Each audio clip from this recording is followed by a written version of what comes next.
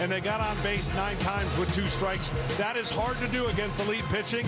If they continue to do that, they could very well hoist the trophy. Well, they're going to have another chance to do it against elite pitching because the guy they're facing today, Yoshinobu Yamamoto, has been awesome. He's coming off the first complete game in the postseason in 8 years. Absolutely. I mean, this is going to be an absolute strength against strength. What the Dodger pitcher does so well, first of all, he can't get a hit off him.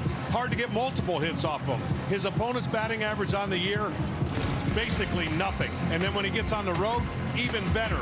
But here's the key. He is so good in the zone. That's what Toronto does well. That's the strength versus strength. I think for Yamamoto and the Dodgers, not a must-win, but it's pretty close to it, and they're going to have to get off to a good start with their offense. And it is a pitching matchup as you fired up for this game. Yamamoto goes for the Dodgers. Kevin Gausman, the ace, goes for the Blue Jays. And for more on him, here's Ken Rosenthal.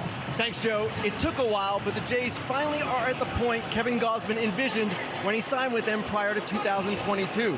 Gausman said when the team was swept in the wild card round his first 2 seasons, it was heartbreaking. And when the Jays finished last a year ago, he likened it to the entire club getting punched in the face. Now, as he takes the mound with his 5th club for his first World Series start, the journey is the reward. Now over to Tom Verducci. Well, thanks, Ken. Shohei Ohtani has hit 6 home runs this postseason off 5 different pitch types. But there is something very similar about all of them: location. They've all come out of a tiny window close to his body and slightly elevated. Toronto knows that is a no-fly zone. They must keep the ball on the bottom rail and below or the outside corner. Keeping Shohei Ohtani in the ballpark is about playing a game of keep away. Joe. All right, Tom, and it was a ballpark that was rocking like it was 1993 last night. They've been the best home field advantage in baseball all season, and they flexed that in Game 1. This city has been buzzing for a couple months now. We can feel it, you know. They bring the energy to the ballpark. The loudest building I've ever been. Yeah, we definitely feel it when we're playing here. We feed off that. This is the #1 home field advantage in the majors. Archer, kiss it goodbye! Went crazy. This is mind-blowing right here. They've been waiting 32 years for this. What a statement from Toronto! Tears are flowing, and oh my gosh, They did not disappoint.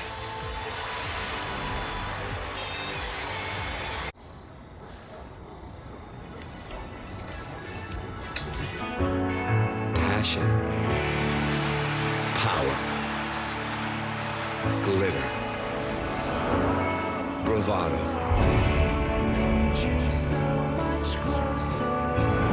Tonight we swing on the biggest stage these stars will ever see.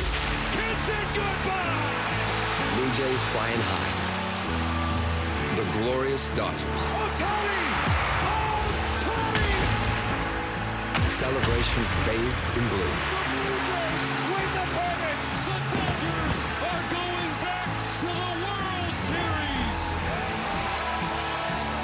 2 cities, 8 months of play, 7 nights for 1 trophy. It's so good, we must be dreaming! It's time for Los Angeles and Toronto and the World Series on Fox.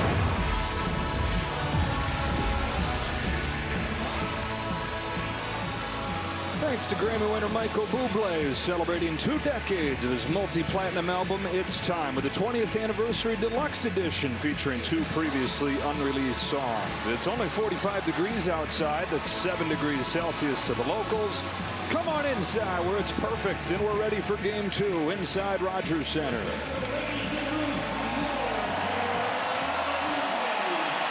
Man there ready to lead things off for the Dodgers as they try to get this series tied up at a game apiece. After Ohtani, it's Mookie Betts and Freddie Freeman with the same starting 9 from Dave Roberts as in Game 1. Hitting cleanup, it's Will Smith. He comes in with a 5-game hitting streak. Teoscar Hernandez in right field hitting 5th. Max Muncy's the 3rd baseman. Then it's Kike Hernandez, Tommy Edman, and Andy Pages, whose leash is getting shorter, just 3 for 39 in this postseason. Kevin Gausman, the ace of these Blue Jays in his 13th year in the major leagues, makes his World Series debut.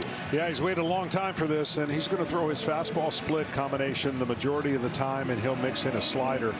And I'm intrigued about tonight's game to see, with all the matchups he's had against these players, and he's had a lot of them, does he go away from using a high percentage of splitters early and rely on that fastball? That will be what I'm looking for. I know you're really intrigued by this matchup.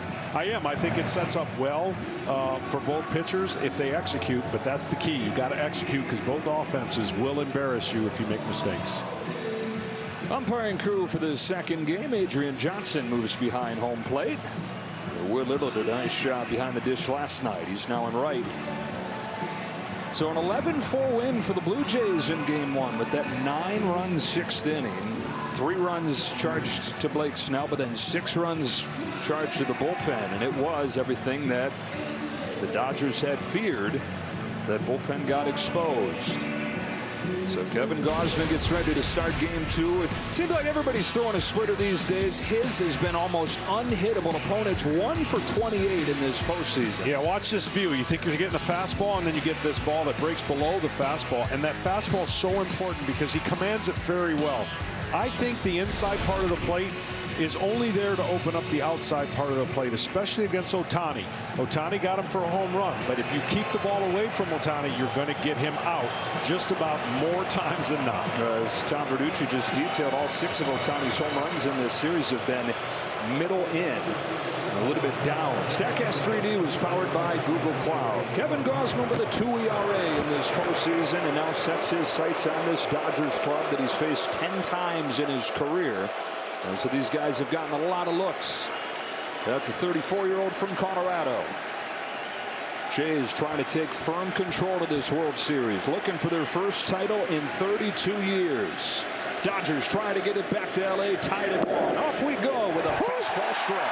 That is going to be the key to tonight for both pitchers. If you get the bottom of the strike zone, the split becomes deadlier, because now the hitter has to get concerned about the height of the pitch. Every hitter says, make him get it up, make him get it up. And what they're telling themselves is, don't swing at the ball down. Back to the fastballs, 0-2. Ohtani yesterday hit a home run that was inconsequential with the Dodgers down a bunch. 6th of the postseason for him, 4th over the last 2 games. If this isn't a split away or down, this should be a fastball in, tight, and up. Like you said, though, you better make sure you get it in there and get it up, because that's close to the wheelhouse. 0-2 pitch. It's a fastball that was left over the plate, poked to the left field corner. Lucas is there.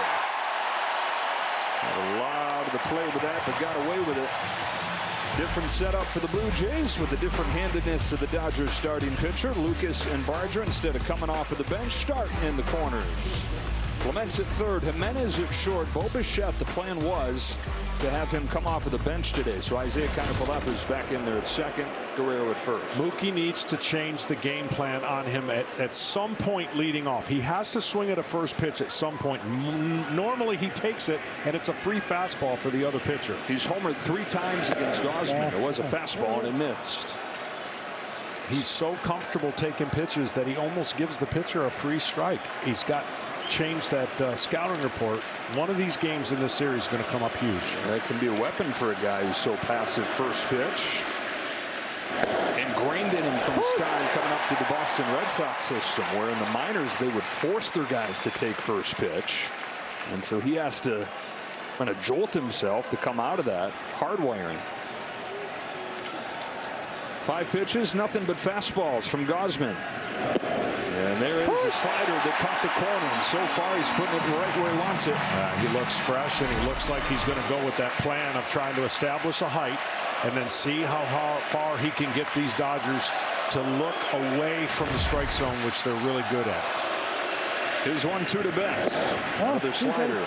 Yesterday was Toronto's most breaking ball heavy game of the postseason, giving a glimpse to what the approach may be against a Dodger lineup that has not hit breaking balls very well this October.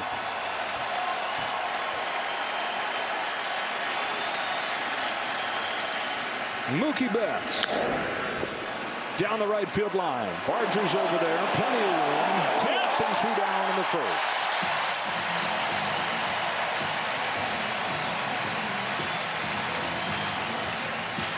And it brings up Freddie Freeman. Watching these at-bats, Freddie's 1 for 9 with a home run, but a high percentage of fastballs.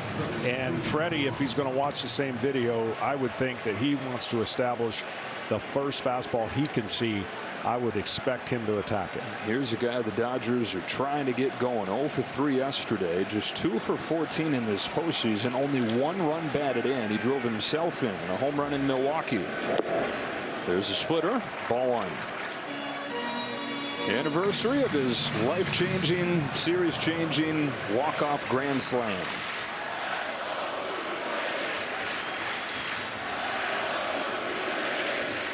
On the 1-0 from Gausman, Freeman takes another splitter that missed inside, said Adrian Johnson, and it's 2-0. Don't know if it was wishful thinking or what, but Dave Roberts said, Freddie's the guy I got a hunch on tonight.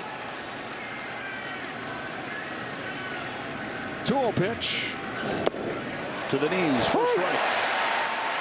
He'd take anybody at this point because the Dodger offense since the start of the division series is hitting .219, scoring just a little more than 3 runs per game. Dave Roberts is hoping his group would be more aggressive tonight. 2-2. That splitter just dives out of the zone. When you see a splitter in the middle of the plate that does what it does, it's hard to hit. When you see one that he got a called ball that he pulls, that's not the splitter he wants. It's just a mistake. So the splitter down the middle with movement, hard for the left-hander. Through another. And then what will happen over the course of the game, the longer he's pitching against some of these guys, and you slow him down, that's where the 94-mile-an-hour fastball can speed up a hitter, especially up in the zone after seeing a lot of splitters in a row. Another 2-2 pitch. Fastball lifted down the left field line. That will find the seats. You could see how late he was right there. And there's the offense you're talking about, how quiet they've been.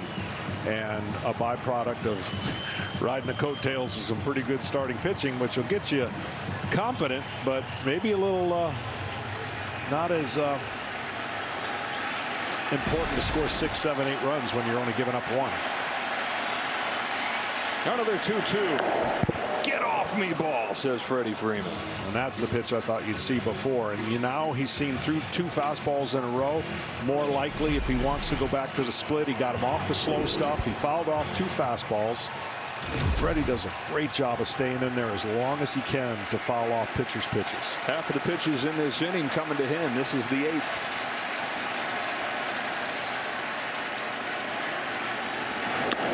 Hooks it down the line. He went down to get a splitter and popped it into the corner for extra bases. Freddie Freeman with a 2-out double. Well, this is what he does. And I said he can wait as long as he can. He reaches and hooks one, knowing pretty much that splitter was coming. Fouled off the 2 fastballs. This wasn't a bad pitch. This is just really good hitting. An abbreviated swing. You can see like he almost golfed it. 15 years in the big, I was going to say 15 years in the big leagues, career 300 hitter doing that. Whatever the situation calls for. Freddie Freeman fouls off several 2-strike pitches, doubles into the corner, and a chance for Will Smith. Knocked in a run yesterday, 389 over a 5-game hitting streak.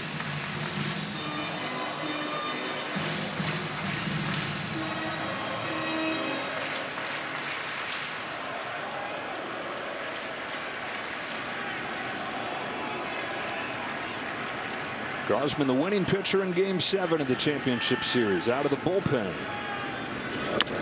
Up the middle, base hit center field, and the Dodgers with 2 out in the first inning get on the board. A double from Freeman, a single from Smith, and it's 1-0. Quickly off of the deck after they got beaten down in Game 1. Good piece of hitting, slider away, and you go with it right up the middle.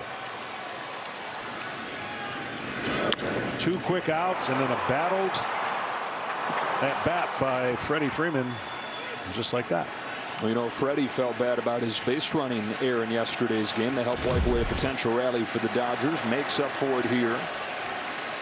Dodgers on the board first. Best 2-out team in baseball during the regular season, flexing that muscle right here. Tasker Hernandez now. A couple pitches that have been close that Adrian Johnson has not given to Kevin Gausman.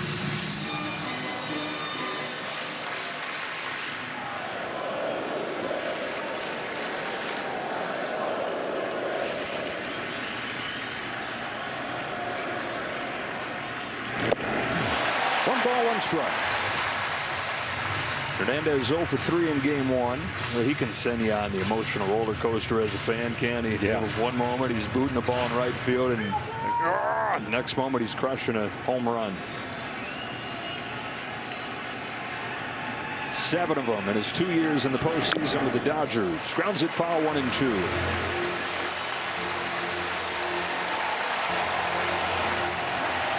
He really tries to take the middle in part of the plate and do his damage. 3/4 of the called strikeouts, if he's going to get a called strikeout, is going to be a fastball away that he gives up on.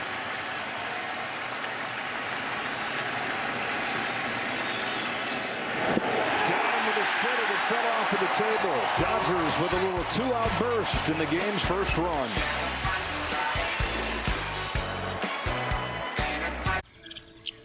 Here we have Manimus Perpetuus. It's George Springer, then Nathan Lucas plugged back into the lineup with the righty on the mound.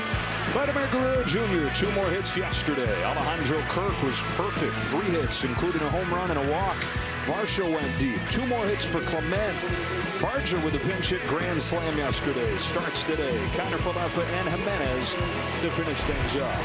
Yoshinobu Yamamoto is second in the National League behind Paul Skeens with a .249 during the regular season, and after his complete game against the Brewers, 183 in the postseason. Yeah, good luck trying to eliminate one of these pitches. They're all good, and the Blue Jays have never seen him, really. Only 2 players on their roster have faced him. Springer always aggressive, swings and misses at a first pitch splitter, and get used to it. He threw 34 of those against Milwaukee, and the Brewers went 0 for 12 against him. He has a unique motion. He has tremendous balance, and you got to believe his lower half is strong to be able to throw like he does. And he just gives you windows of change of speed, location. It's going to be a big-time challenge by one of the best offenses of postseason memory. The Toronto Blue Jays, if they do it against this guy like they did against Blake Snell, you just tip your hat. Feels like the final boss here, the way this guy has pitched. High fastball is hit foul. Yamamoto spent 7 seasons in Japan. He debuted there when he was 19 years old. 3 consecutive, not just Sawamura Awards, their version of the Cy Young, but 3 straight MVPs, and then the largest contract for any pitcher ever. That's foul, and it stays at 0-2. He comes to the Dodgers. Last year got off to a good start, but then missed a lot of the season with a shoulder injury. It was the postseason last year where he really started to show what he could be. Struggled in his first game, but in 6 starts since then, a 1.78 postseason ERA. Left a fastball middle, and it was pounded. Springer turns the corner. Throw from Hernandez. Not in time. Leadoff double. Boy, a 2-strike pitch that was on a tee for Springer. They got 2-strike hits yesterday. They got 2-strike walks. They got on base.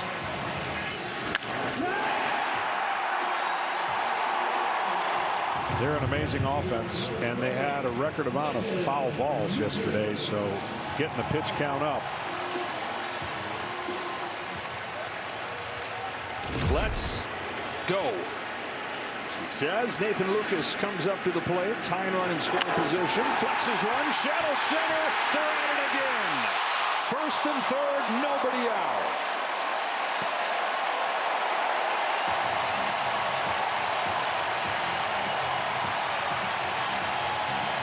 They just don't let up. They don't. They're confident. They play great at home. We've documented this all the way throughout. You've got to make, that wasn't a horrible pitch as far as, I don't even know how he got a hit on it, but you've got to make great pitches all the time. You just got to be confident in your pitch selection and your location. And now, speaking of confident, the guy in the box is pretty confident. And he should be. 2 more hits yesterday for Vladimir Guerrero Jr. He's hitting .522 over his last 6 games.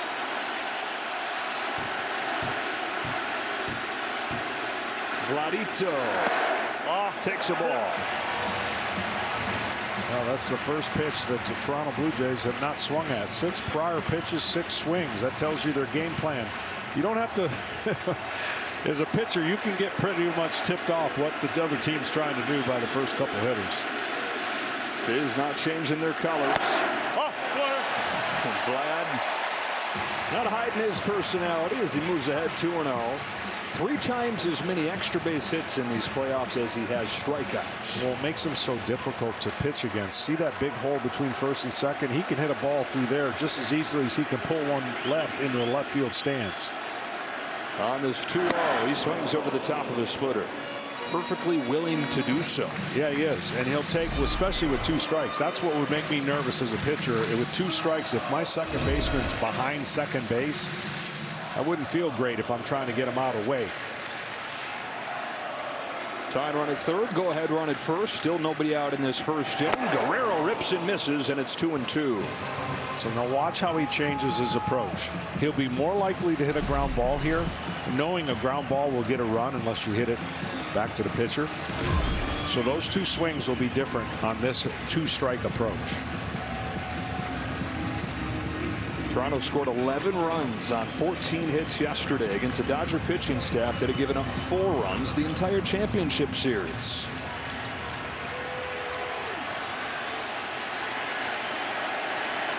Two-two pitch. Guerrero grounds it to third, but foul.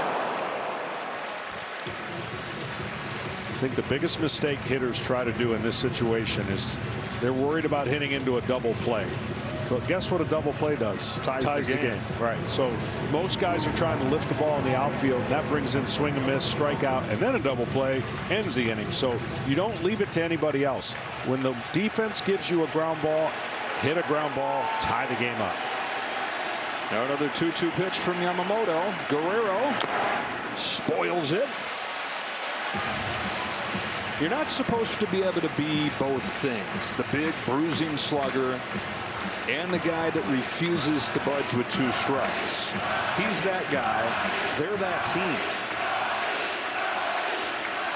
Oh no, and there's that guy. Half his size, but does the same thing. Another 2-2. Curve gets him swinging. Just the 4th strikeout of the playoffs of Vladimir Guerrero Jr. Well, that beautifully timed curveball does bring in the double play on the ground.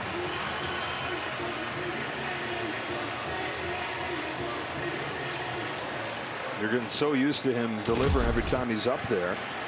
Turned away this time. Alejandro Kirk 3 for 3 with a home run and a walk in game 1.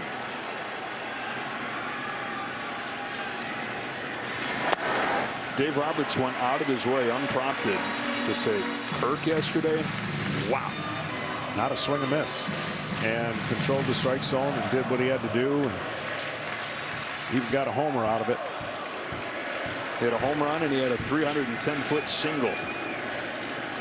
On this 1-0 from Yamamoto, watches it miss away, ball 2. He's had more 300-foot singles than any player in baseball this year.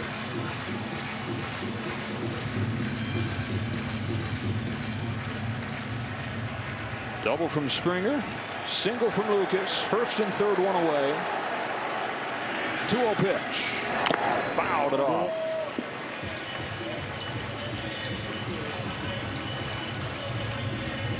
Yamamoto against Milwaukee in that complete game gave up a home run on the very first pitch that he threw to Jackson Chourio. Nothing from there. The first complete game since Justin Verlander did it for the Astros in 17. And try to ride the same story arc here. The early traffic.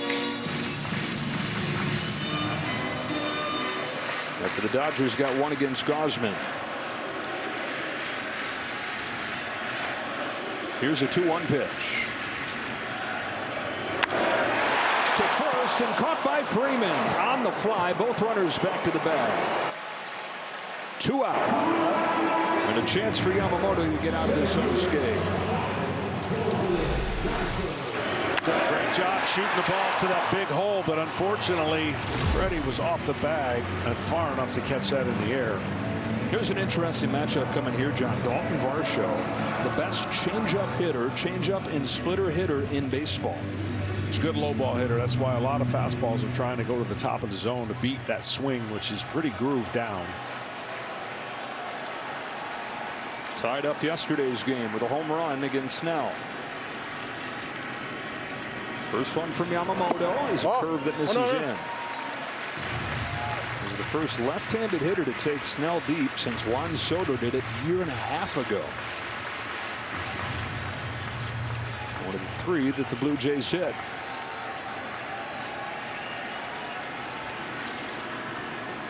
Varsho on 1-0. Looks at ball 2. Clement's on deck. Well, once again, Toronto's making the starting pitcher work awfully hard in the first inning.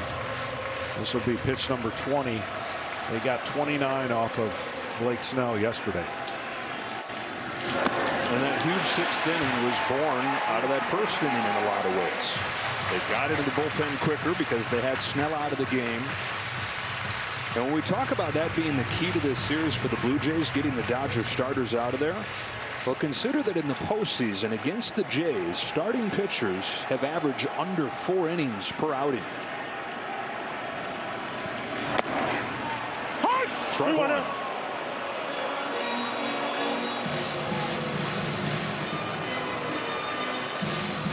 This has not been against slouches. Elite pitching of the Yankees and then the Mariners. And now the Dodgers. 3-1. Varsho fouls it back 3-2.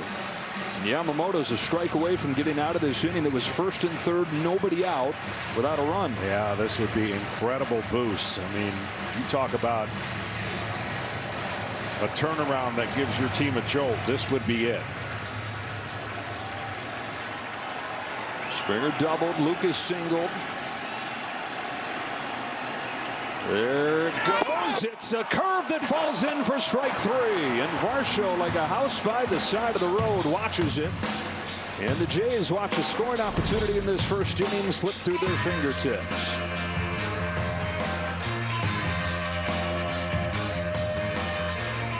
Sweat more. And sweat can irritate your skin.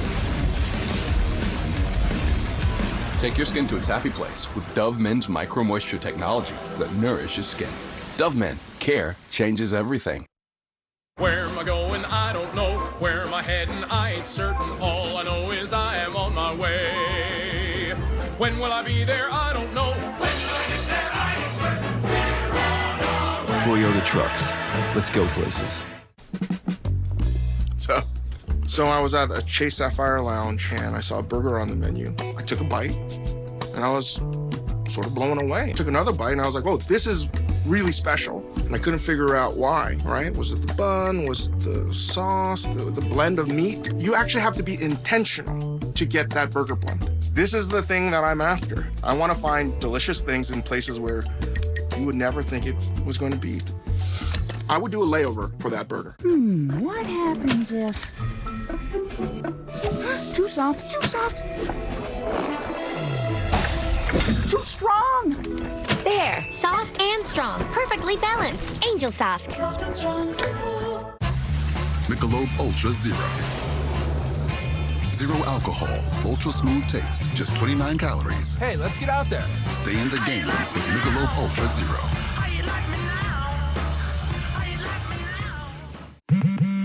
With Straight Talk's Real Unlimited data, say yes to unlimited streaming. Yes. Unlimited gifting.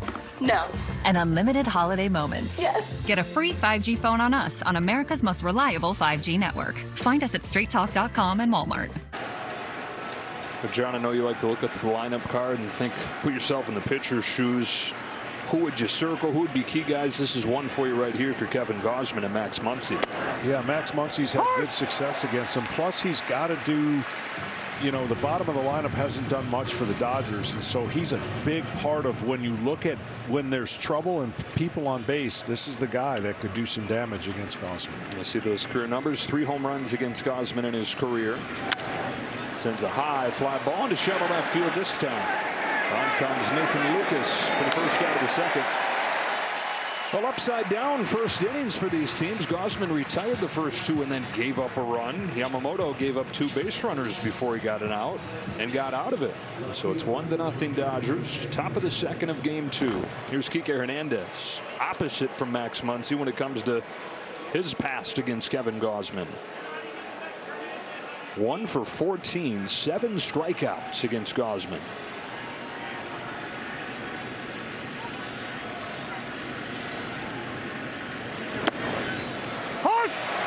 Like the early attack with the fastball, and yes, he did give up a run in the first inning after getting the first 2 outs out, but the hits he's given up have been on non-fastballs. So the Dodgers again tipping their hand on what they're looking for and what they're trying to do.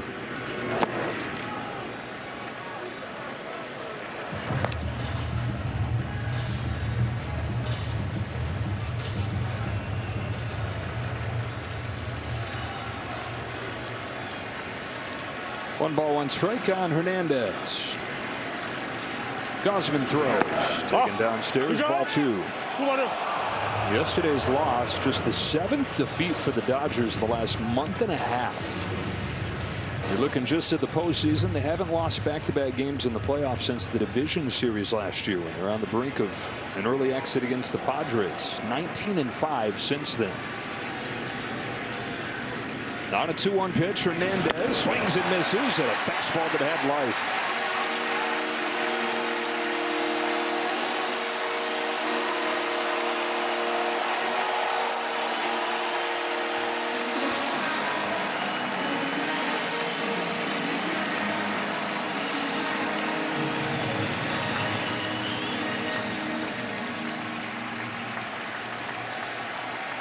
Kevin Gausman in his 4th season here with the Jays says he's fallen in love with what it means to be a Blue Jay, pitching in front of this crowd.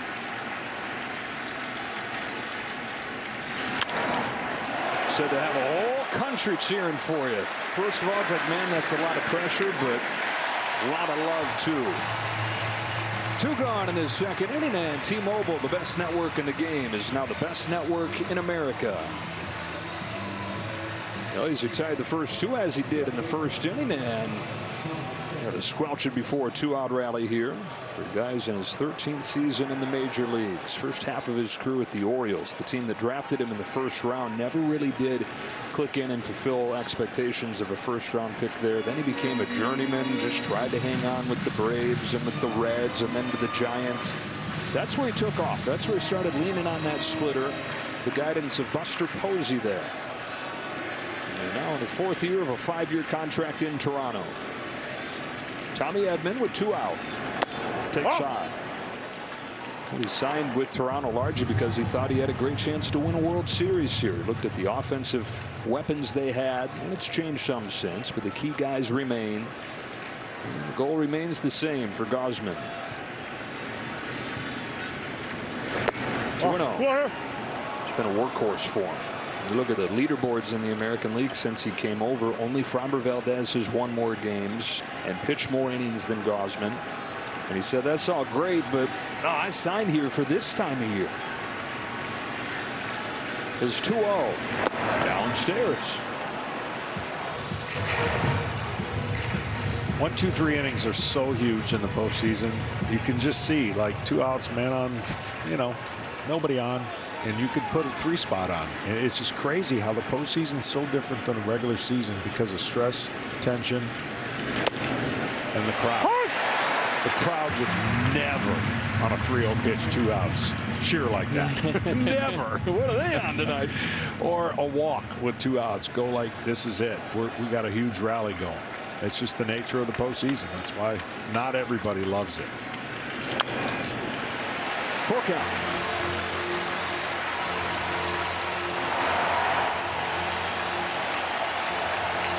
Tommy Edman has loved it. NLCS MVP for the Dodgers last year. He's been the most consistent guy this year, even though he hit .225 in the regular season. 7-game hitting streak coming in tonight.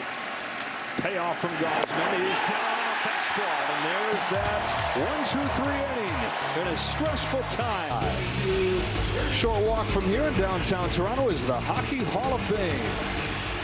This country divided when it comes to hockey. There are 7 NHL teams in Canada, but they are united over their one baseball team. Everybody up here, Blue Jays fans. But a quarter of the country has been tuned into the games on TV up here. Ernie Clement pops the first pitch that he sees. Straight up, straight down, Freddie Freeman. Dropped the ball. Wow. Oh, my goodness. What in the world happened? Leadoff man on. I'm telling you, it's one of my biggest pet peeves.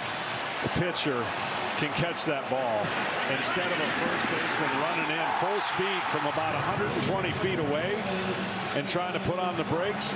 You tell me a pitcher can't catch a pop fly just because it's not supposed to happen? That makes no sense. But that's what pitchers are. Oh, get out of the way. Who do you think wants it more? I can tell you who didn't. Oh, boy. So the leadoff man on like that. And Addison Barger, who clubbed a pinch hit grand slam yesterday. The first one in World Series history. They give that a hit? He was waiting on it. They did. Wow. Ernie Clement just, he knows no other way than to go up there and get a hit. 450 in this postseason for Clement. Corner. I'm glad we don't have this stat anymore, but I wonder what the catch probability was on that. Oh, I bet we have it. We're not getting fewer stats these days, John. I'm going to say it was triple digits. Yeah. Pretty darn close. Down the corner, 2-2 on Barger. Again, in fairness to Freddie, he's going to catch that 99 out of 100 times, but he had to come sprinting in and, you know, put on the brakes of a ball that was way up there. It's just not now. It's either the catcher or the pitcher. Yamamoto to Barger with the 2-2. The count goes full. And the reason I'm saying that is because more of the pop flies that are over the mound. How many times do you see a third baseman or first baseman trip on the mound? And the pitcher's on the mound, handling the slope. 0% hit probability. Statcast says that with. That's why I'm wondering why they give him a hit. Strike 3 called on Barger. Fastball in there at the knees. Yamamoto's fastball stays low and looks like to the hitter it's going to go lower, but it doesn't. It holds its line, and it's an illusion. That's why he's so tough to hit against. And then you couple that with the fact that he throws a splitter off that same height. That's why, if you're sitting at home, you go, why are hitters swinging at pitches in the dirt? Counter for Leffler, lofts a curveball to center field for Andy Pages. You're going to get him on one pitch. I know you talk about having 3 pitches. If you have 3 pitches going, you're going to dominate. He's got 6 that he can choose from. Yeah, and the only thing that he runs into trouble is sometimes having 6 might confuse yourself, you know, when you got 3 really working. But he does a great job of changing speeds with that breaking ball after hard split and a hard fastball. 2 outs in the second inning. Andres Gimenez, the 9-hitter. 9-hitter, but he knocked in another run yesterday. He's 3rd on the team in the postseason. Just Vlad Jr. and Varsho have more. So imagine 98 and 78. That's the speed dispersion between that curveball and a fastball, and then he's got the speeds in between. So he's got different speeds on almost 5 different pitches. Shot to short. Betts down to get it. To his feet into first in time. Mookie Betts, what a transformation from right field to short. And one of the best in the game defensively. He helps his buddy over at first. Have this be one that he can move on from. That little misplay to begin the inning. Opioid addiction gets between you and what you love. Once monthly Sublocade may help you move forward in your recovery. Sublocade with counseling and psychosocial support treats moderate to severe opioid addiction in adults started on an oral dose of buprenorphine or already on buprenorphine. Sublocade is just one dose that lasts all month long with no complete detox required. Buprenorphine should be started after the first signs of withdrawal. Sublocade may cause harm or death if injected in a vein. As an opioid, it may cause serious life-threatening breathing problems. Ask about naloxone for opioid overdose. Get emergency help right away if you're faint, dizzy, sleepy, confused, have problems breathing, seeing, or talking, or if naloxone is given. Don't take with other opioids, benzos, alcohol, or other drugs, including street drugs. This can cause severe drowsiness, decreased awareness, breathing problems, coma, and death. In emergencies, tell medical staff you're on Sublocade for opioid dependence. This isn't a full list of risks and side effects. Talk to your doctor and read patient label for more information. If you or a loved one is struggling with opioid addiction, visit Sublocade.com. The Chevy Equinox is more than an SUV. Dodgers up 1-0 as Pages takes sign. He got the sense talking to Dave Roberts today that Andy Pages could be fighting for his job in this game. Now 3 for 39 in the playoffs. Yeah, 3 for 39 in the regular season isn't as big and as bad as it is in the postseason. It's all about timing. And the one that really got Dave Roberts yesterday was bases loaded, 1 out, second inning, 3-2 count. Ohtani's on deck. He chased a pitch down for strike 3. They wound up coming away empty-handed in that inning. Could be a different game if he lays off that pitch. Shoots a fastball on the ground to second for Counter Falefo. 1 away in the 3rd. That brings up Shohei Ohtani, who had that monster game finish off the Brewers in the championship series. Now, plenty of guys have had 10 strikeouts in a game, more than 1,500. And a smaller number, but it's still pretty large. 503 have hit 3 home runs in a game. How many have done both things in the same game? Just one. The show, Shohei Ohtani. Ohtani would be the first to tell you, though, he'd like to smooth things out here and have it not just be that game that everybody's talking about, because outside of that, this has not been a good postseason. Average down around 150 outside of that epic game 4. Yeah, swing plane is to Tom's point in the open, all in one area. He's crushing. I mean, he's hitting it like 110, 115 miles an hour.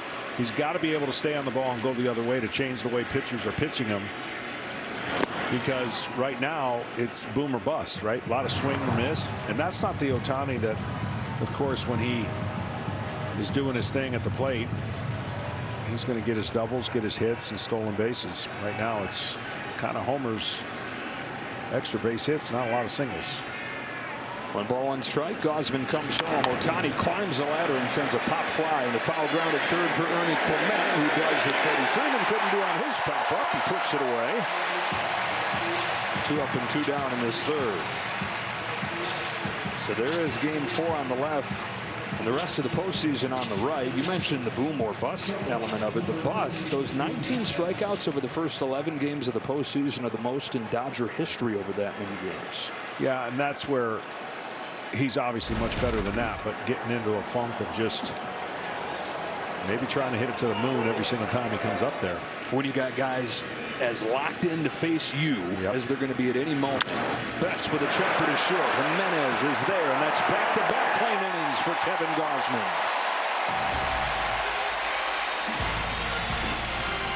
Top of the order coming up for the Jays. Springer to lead things off when you come back. Mom, Dad, let me give you a ride home. Yours, sir? Is this yours? The Clubs of America. America needs kids, club kids, and club kids need you. George Springer. First pitch fastball from Yamamoto. Been a painful last week or so for George Springer, who last weekend in Seattle got drilled on the knee by a fastball. Now he gets hit up by the hand.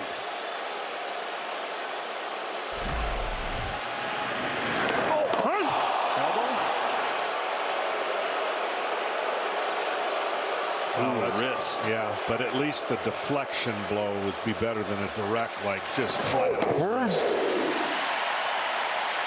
I think that helps out.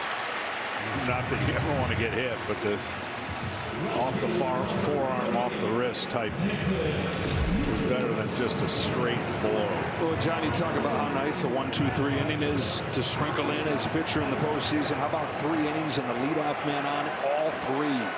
Yeah, and that's anti what Yamamoto does best. Lucas takes a strike. I mean, he's one of the best at getting leadoff hitters out at over 70% clip, and he does a great job in the 1-2-3 innings. He's way above league average in all of those categories. So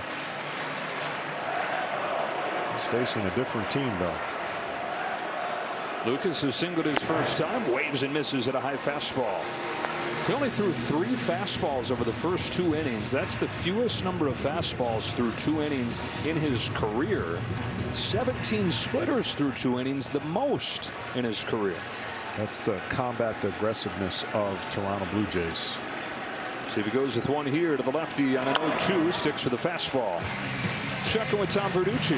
Yeah, how about this? One time through the lineup, Yamamoto has hit 14 different speeds, 24 miles apart with just 33 pitches. I mean, it's like listening to an oldies station, the greatest hits of the 70s, 80s, and 90s. Got them all. Another 0-2 to Lucas. Oh, no. Check swing and a splitter. Ball 1. Well, after he's dissected him with fastballs and split, he uses that slow breaking ball to really get.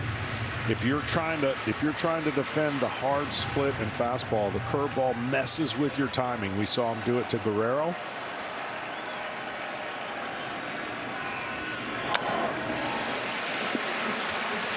Yeah, we take a look at Fox Foresight, powered by Google Cloud. Can the Jays get 5 runs in this game? When they do, they're 78-5 this year.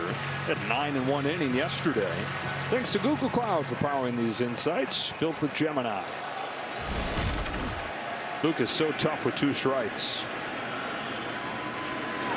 Down this time on the high fastball. 4th K for Yamamoto. And now Vlad Jr.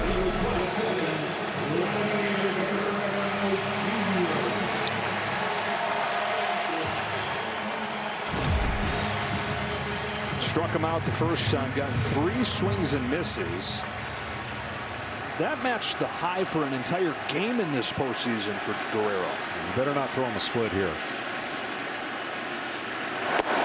That's a great pitch. Carter, why were you thinking that? To great hitters, he's thinking along. Like, he knows how you got him out the first time. And if you think you can keep going to the well with that pitch, there is no chance that he wasn't going to make the adjustment. I thought that was a great first pitch. Drilled down the left field line, towards the corner and off the wall. Hernandez plays the carom, guns into second to hold him to a single. 1st and 3rd for the Blue Jays with 1 out. He's just too good, and he's too locked in. And after that first at bat, he was like, okay, you showed me the kitchen sink, but what you hadn't showed me is a fastball in, and I'm going to pull my hands in and hit a frozen rope. Matter of fact, I hit it too hard because he ended up at first base. Karam right to Kike Hernandez. He's shaking his head, but that was a good pitch. I'm just saying, against great hitters, you really have to keep them off balance, and you have to not show them the same thing in quadrants too many times. The Blue Jays are shouting for that baseball. Vladimir Guerrero Jr. has just passed John Olerud for the most hits in a single postseason in Blue Jays history. So a little keepsake. Another chance for the Blue Jays, and again it's on Kirk's plate. He was up in the same situation in the first inning, lined out. Yamamoto got out of that jam. And I don't understand why teams are playing him so far up the middle.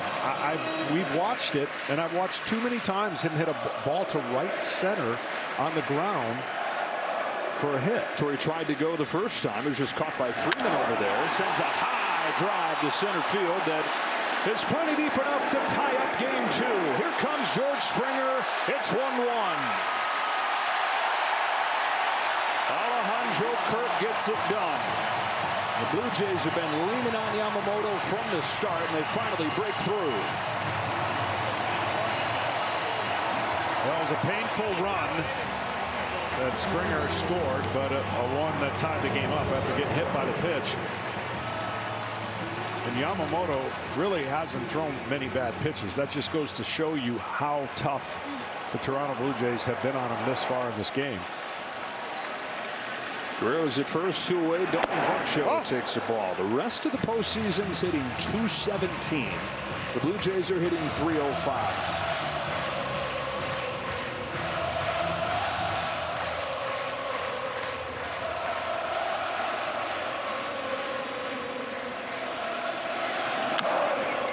Easy one for Freddie Freeman, and that'll do it for the Blue Jays in the third, but they've tied it up on a set fly from Kirk.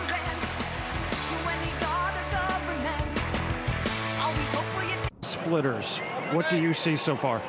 Yeah, you know what, I think that, you know, we're creating some stress where he's trying to find a way to, you know, limit contact, and the split's his go-to pitch right there, and I don't know if this one has enough right here. Yeah, so I think that right now they're creating some stress where he's trying to get swing and miss, and, you know, they're doing a good job of creating some traffic. On the flip side, Kevin Gausman throwing a lot of fastballs. Your hitters haven't timed him up yet. What do you see? I think we're in between. I like that swing right there by Freddie, and I think a little bit we're giving a little bit too much credit to the split, where it seems like we're, you know, late on the heater, and he throws that hover ball down. He's got good command tonight, so I do think that with him, there's going to be swing and miss, but you got to get on the fastball and kind of take that first pitch strike away. And again, like I said, I like that swing Freddie just took. Thanks so much, Dave. All right, TV.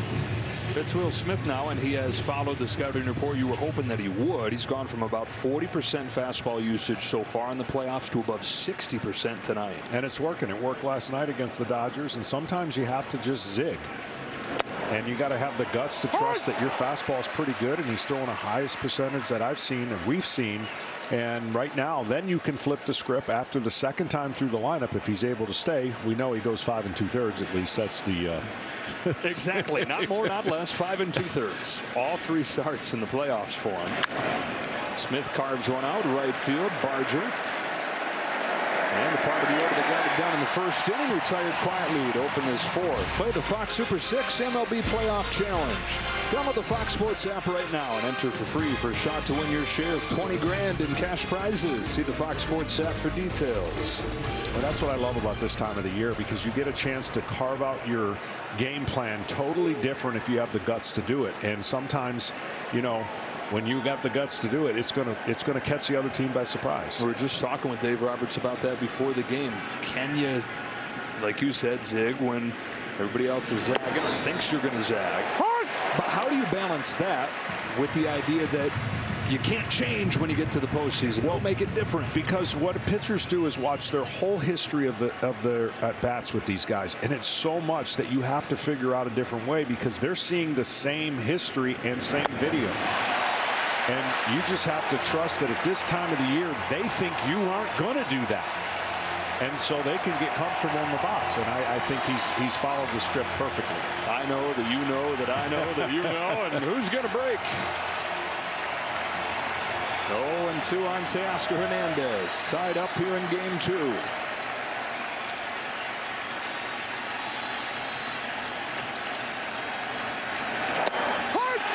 Consecutive outs for Kevin Gausman.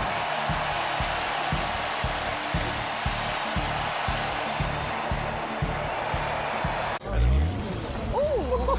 Okay, Big Wheels. We see you, Mike. Oh, you mean my beautiful new ride? Well, with Progressive's Name Your Price tool, I went and found the right auto insurance rate for me. You know this thing can traverse any terrain.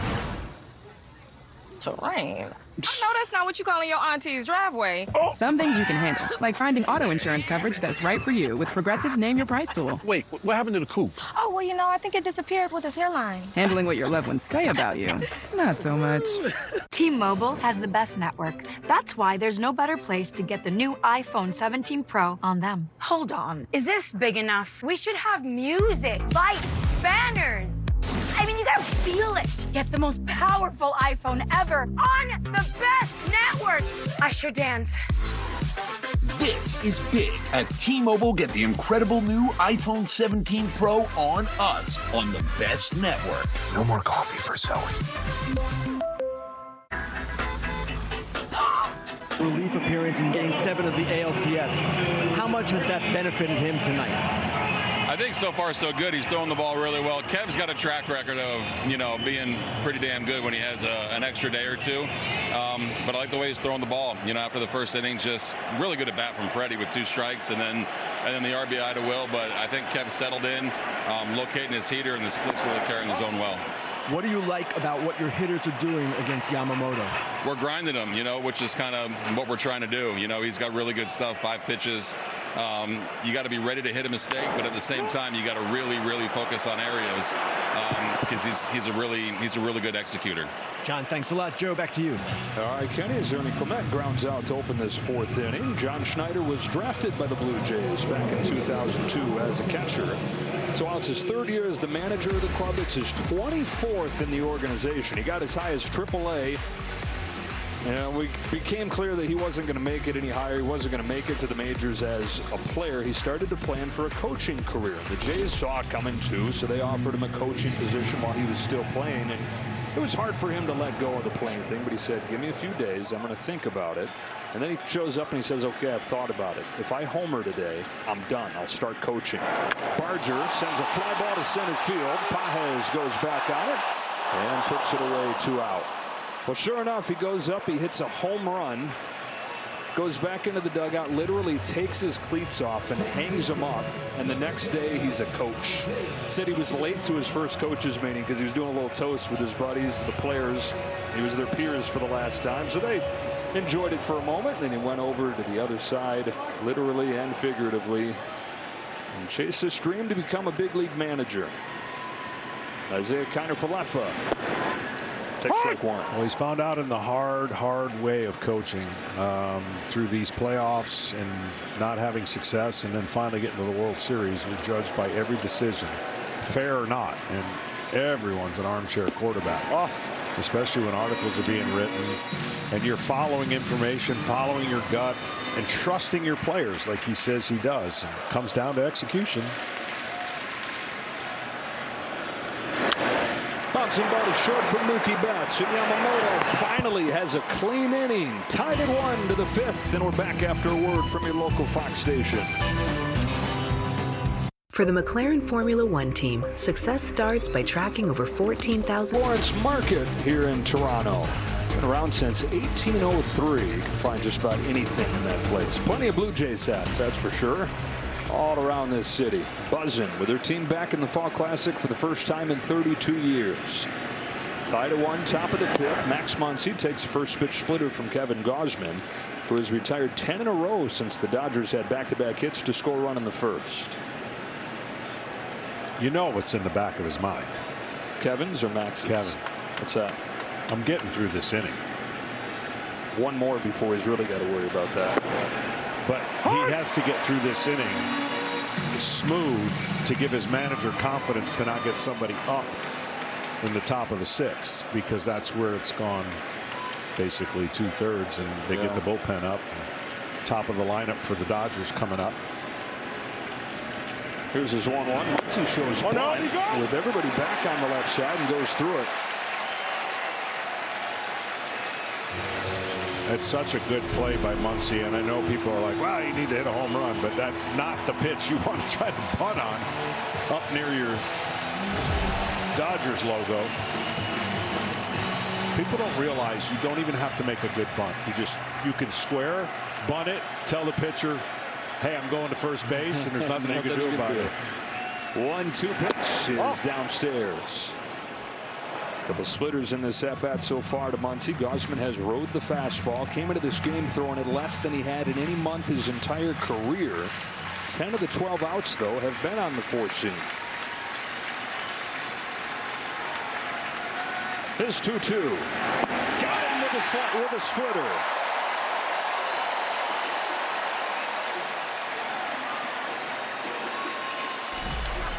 This one was nasty. I told you normally you don't want him down and in, but that had such downward action. It didn't get pulled. And when you pull a splitter, it has the opposite spin that you want. And that one stayed on top. You stay behind it, and it drops off the table. 1-1 game, top of the 5th. Kike Hernandez, who popped out his first time, the 34-year-old from Colorado, comes home and gets strike one. Grew up idolizing fellow Colorado native Roy Halladay. And of course, the former Blue Jay, Roy Halladay. And Kevin has said one of his great regrets is that he never got a chance to meet Roy before his tragic passing in 2017. Roy wore 32 with the Jays, but he wore 34 with the Phillies. Gausman carries his memory out there to the mound each game with his number on his back. Now, where that pitch just got called, if he throws a split off that height, there's no chance that Hernandez would have the ability to lay off of it just based on that pitch getting called at that height when he thought it might have been a ball. Pulled it. That's overdo it a little bit. Yeah. And it's pitching 101. As soon as you see a questionable call that the hitter thinks, oh no, that's not a strike, you got to put pressure right back on that same area, and he just pulled it.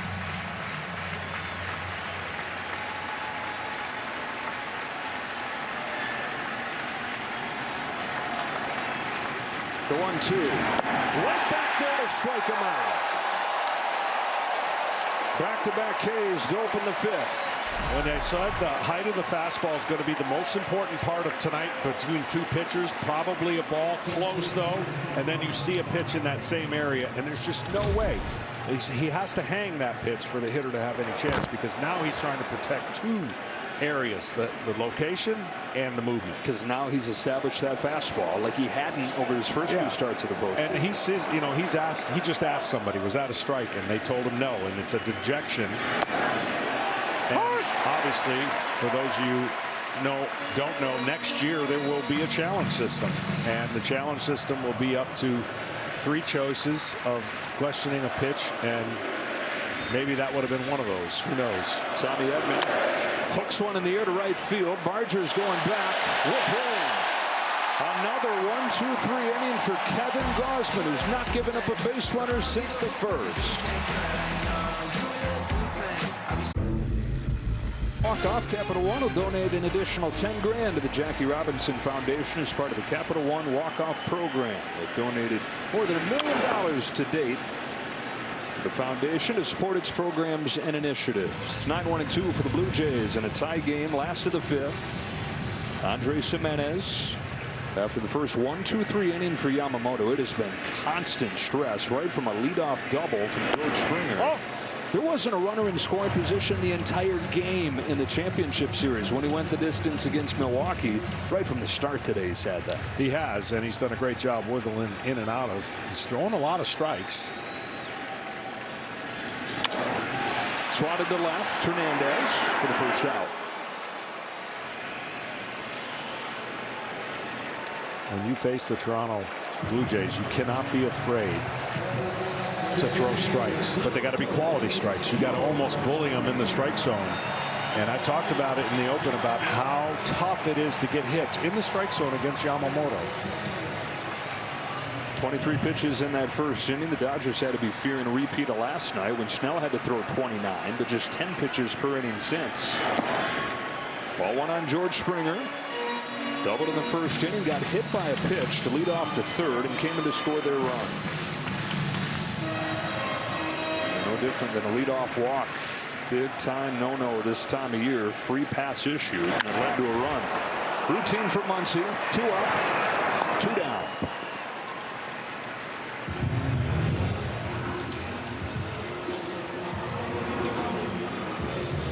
And here's Lucas. Lucas has had some big swings, and the big swings are getting him a little bit. He got that big swing off the end of the bat, kind of bleeder single, but then up above, swing and a miss. Will Smith took a second there before throwing that ball back in protest silently of Adrian Johnson's ball call. The relationship, the politics of the catcher and the umpire. The 1-0 to Lucas. Another big rip. Jeez. Yeah, no, it's bigger than normal. And look, when you see that as a pitcher, okay, whatever your game plan is, you might have to adjust from it a little bit and not allow that swing plane to catch up with the ball in the middle of the plate. Bounce back to him. Yamamoto's got it. Takes his time. Throws to first. And ends the inning. It's another 1-2-3 inning. Yamamoto's gotten his last 6 outs on 14 pitches. We know the world's watching. We're going to show everybody everything that we're about. And this is going to be an absolute strength against strength. Come on inside where it's perfect for game 2. This is Judy and Pedro. They just bought their first home and are against cancer. Major League Baseball, together with our fans, players, and coaches, are united in our determination to defeat this disease for our friends, our families, and our community.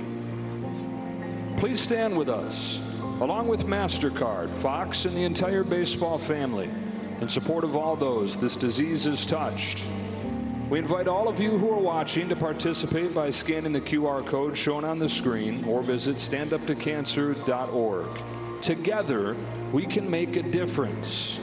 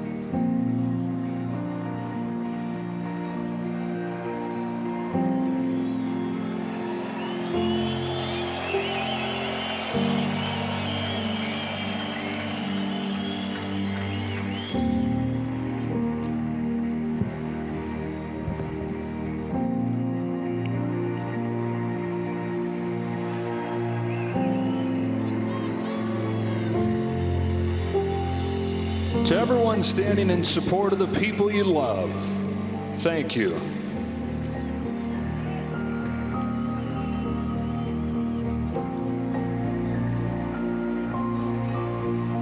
Now, our friends at MasterCard are proud to bring you a special performance from the Jonas Brothers of I Can't Lose, dedicated to everyone standing up to cancer.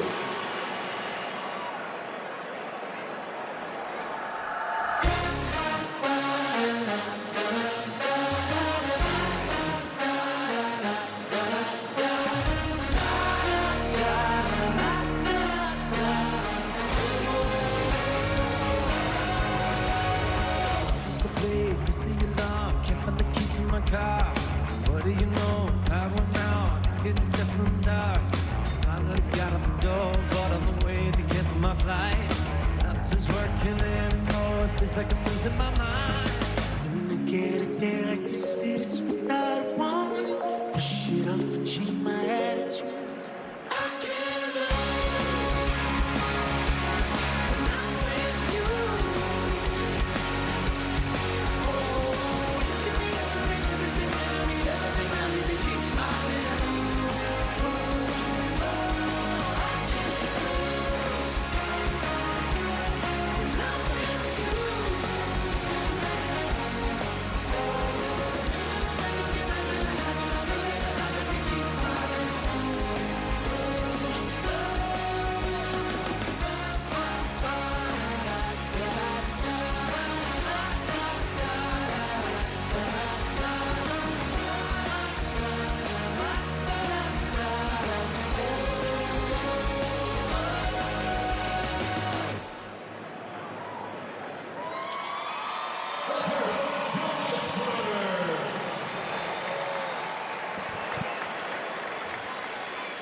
All right, so the Jonas Brothers with a special performance as we stand up to cancer here in Toronto. We got a pitcher's duel going. This is as good as it gets, huh? World Series ball game. It is tight with good pitching late into it. 9-1-2 coming up for the Dodgers. That means Shohei Ohtani's about to bat in this inning. Hope you guys are having a great weekend wherever you are. And I know this is your favorite kind of game too. You were looking forward to this matchup, and these pitchers have delivered. Yeah, I just love the cat and mouse. When you got greatness on the mound, you got guys that are in rhythm, and then you got an offense that can strike at any time. And it's really that mind game that you have to to play and execute it this time. Look, it's been perfectly played so far. We got a tie game, and each offense is looking for that one breakthrough swing or inning to turn it over to some leverage guys, because they want to shorten the game, especially the Dodgers do with the leverage bullpen. And both bullpens set up pretty well, because yesterday's game was a blowout, so you didn't really have to have your top arms used. And Kevin Gausman's been leaning on that fastball more, so he's got that splitter more in his pocket than he normally does to this stage of the game. This is the time you flip the script back. You start using that pitch now as you get later in the game. Look, when you throw a lot of splits, it takes a little bit out of your, I would say, your endurance, right? Your fastball suffers just a little bit, and he's been able to keep that in his back pocket. So now he has the ability, once the Dodgers are confused for 2 times through the lineup, to be able to use it now more like we've used to see him in this postseason. 2 hits allowed on the splitter all postseason, and 134 of them thrown. Now the Dodgers starting rotation, the biggest reason they took off when they were sitting right around 500 over a 3-month stretch. They were in a fight in the division in early September. These guys got healthy. And with Ohtani, he didn't begin pitching until midseason, but they put it all together. It became what you envision when you invest $1.3 billion in your rotation. That was the biggest reason the Dodgers came into this World Series having won 24 of their last 30 games. Blake Snell did not have his stuff last night. Yoshinobu Yamamoto has found his tonight. Problem for the Dodgers is Kevin Gausman has been step for step. So here we go to the 6th inning. Game 2 is tied at 1. Andy Pages leads off. And shoots the first pitch into right field for Barger. 1 pitch, 1 out on a fastball. And now Ohtani. Ohtani is still looking for that pitch middle in, and he's hit a fly ball to left and a fly and a pop-up to the third baseman. So I would think he's going to be super aggressive, and the first pitch he sees middle to middle down. Blue Jays knocked out a 60 home run hitter in the division series, and Aaron Judge, another in Cal Raleigh in the championship series. Now Ohtani with his 61 total this year, taking ball 1. Well, his 8th season in the major leagues, doing things we've never seen done. Headed for a 3rd consecutive MVP. Babe Ruth and then some with his 2-way longevity. 1 ball, 1 strike. Perfectly located. You're talking about 2 of the best teams from run scoring from the 6th inning on. Blue Jays were the best, and the Dodgers were 2nd. Most runs scored from the 6th inning on.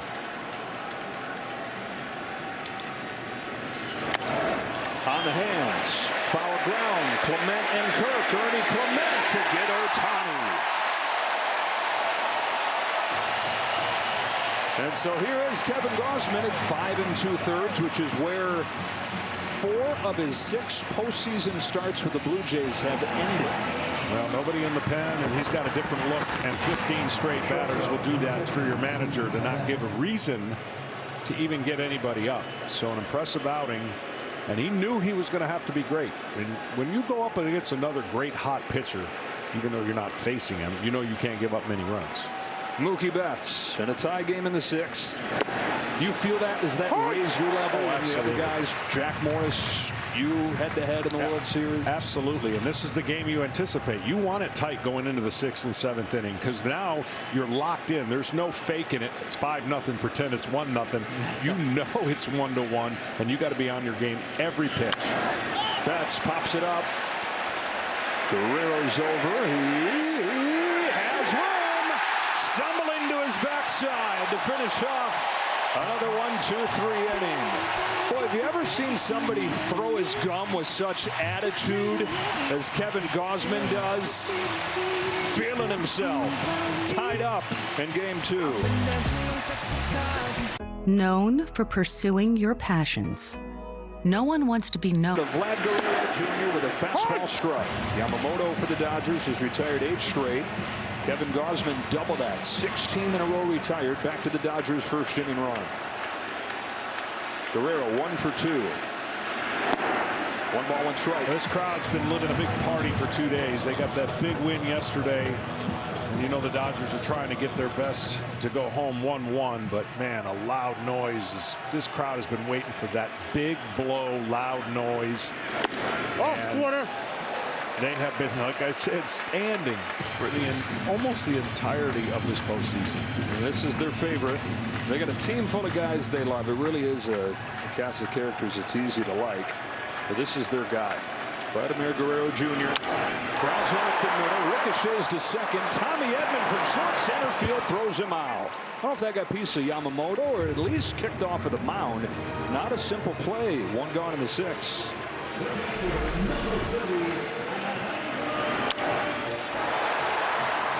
Looks like it got all mound.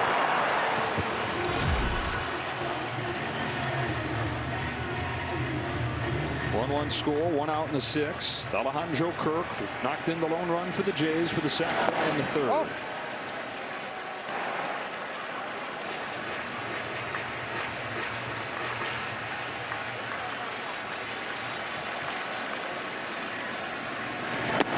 There's always that one pitcher on a staff that, whether it's the other pitcher pitching a great game, your team just doesn't score you runs.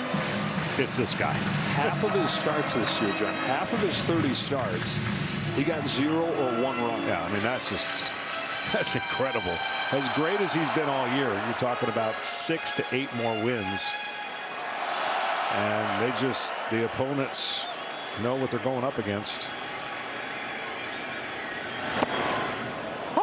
1 ball and 2 strikes and a couple sliders here to Kirk. He just has such a great feel for manipulating the baseball. To have 6 different pitches, you've got to be in rhythm and athletic. A curve gets him to wave and miss. Yoshinobu Yamamoto with his 5th strikeout of the game against this deadly Toronto offense. Yeah, watch what you gotta get the fastball right, and then you're gonna see the curveball pop out of his hand. Well, watch what timing you need to have. You got to be real quick on the fastball, but then watch when the fastball hits to where the curveball is at the same time. That makes a hitter impossible to stay back, keep his hands back, and still hit that pitch. Varsho tries to lay off but couldn't on a first pitch cutter, and there's pitch number 6 in the arsenal that he's breaking out. Blue Jays do not have a base runner since a 1-out single from Guerrero in the 3rd. Against an offense that has been historically good. After a 23-pitch first inning, put his foot down. Here's his 1-1. Shallow center. Betts is there.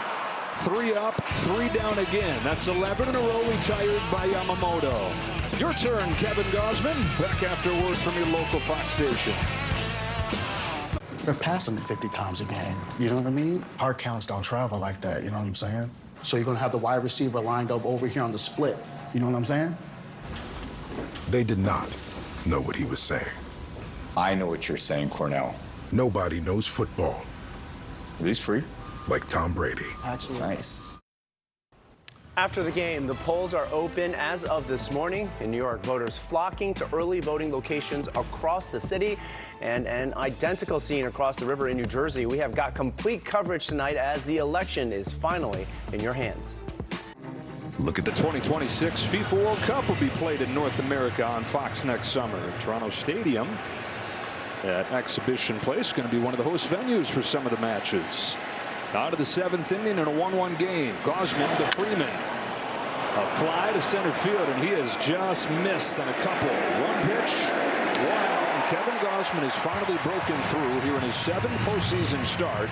First time he's pitched into the 7th inning. 0 for 14 on that 4-seam fastball, and that is what you call executing and really getting the Dodger hitters in between and now turning them into super aggressive early count hitters. Who blinks first? 17 straight retired by Gausman. The Dodgers got their run. Back-to-back 2-out hits in the first inning. Freeman doubled. Will Smith, who comes up here, single. Toronto got their run and a sacrifice fly in the 3rd. Hasn't thrown his slider much because he's been throwing his 4-seam fastball a lot. Look for that pitch as well. Death threw it 4 times in the first inning, has not since. First one to Smith. Fastball inside. Who blinks? Same way or different question? Same question asked a different way. Who has that big swing? This has the kind of feel to it that could be one swing to decide it. On a 1-0 pitch, Smith takes a strike, 1-1. So is that Smith or Schneider? Yeah, hard to tell, right? Who copied who? Schneider copied Smith. He did. David Schneider, when his mechanics feel off, instead of grinding in the cage, just imitates other big league hitters, and Will Smith is the guy he's been doing lately. It'll be low, ball 2. Smith with a single in the first inning, has a hit in 6 consecutive games after missing a month with a hand injury. Simple swing of his, a short arm, simple swing, right back into it. Here's the 2-1. Ball 3. Not been too many of these counts. No. He's got one of the best disciplined approaches, does Will Smith. Hitting 300 almost the entire year. Came up in 2018. Ton of big swings through his career.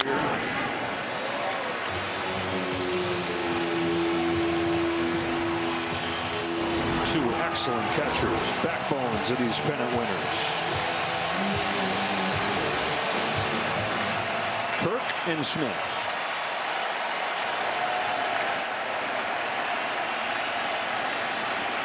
The 3-2. High drive deep to left field. It's Smith with a big swing into the second deck. He's given the Dodgers the lead in the 7th.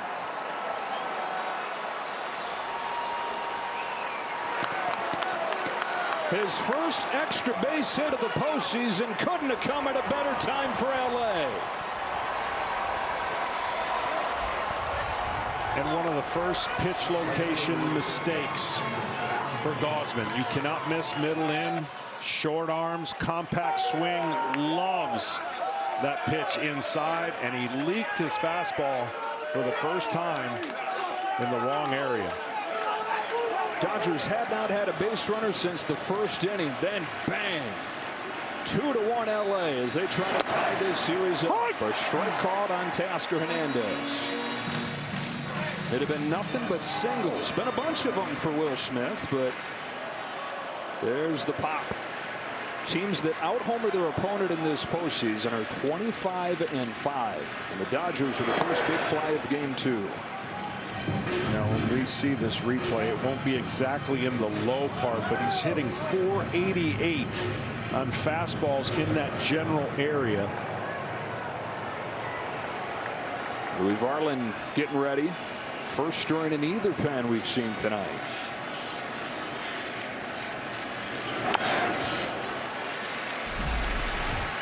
That ball's supposed to be away. See how it leaks in and just almost to the belt inside. Lit up when he hit it, and he knew it. Normally stoic Dodger catcher.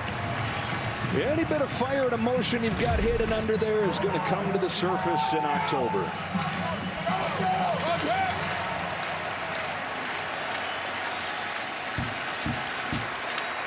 Gausman's 1-2. 1-0. That reaction right there would cause me to throw another one. Another split finger. He reacted really anxiously at a pitch that was way outside the strike zone. No matter what you throw, it shouldn't be in the strike zone of this guy. Correct. Time to break out that slider we haven't seen since early. It was another splitter to get him. I mean, there was just no way to throw anything else. As jumpy as he was on that previous pitch, that's what you got to watch. You see that and you go, he's trying to get the fastball. Don't give him anything close. Splitter wasn't even close. This was actually worse than the pitch before. Got Hernandez to expand for his 6th strikeout of the game. Yeah, and he's gotten Hernandez all 3 times on splitters. 2-1, 2 out, and Max Muncy.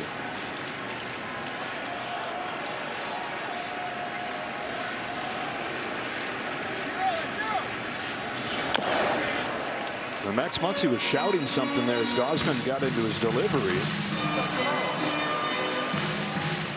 Didn't want to take his eyes off Gausman, though. And frustrated with Adrian Johnson. I don't know if he thought Gausman came at him too early, if he wasn't quite ready. Pitcher's not supposed to begin the delivery until the hitter is locked in on him.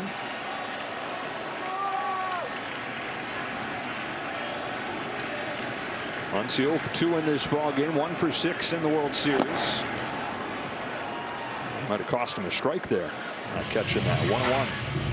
Well, the interesting thing for the Dodgers, obviously Yamamoto can go as long as his manager wants him to go, but you have Sasaki available, and I would think multiple innings if needed because of the situation of the series and the score.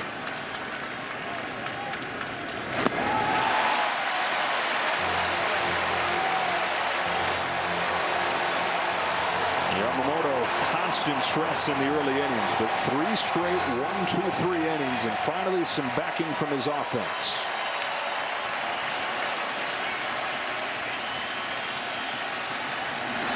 Oh, 2-2.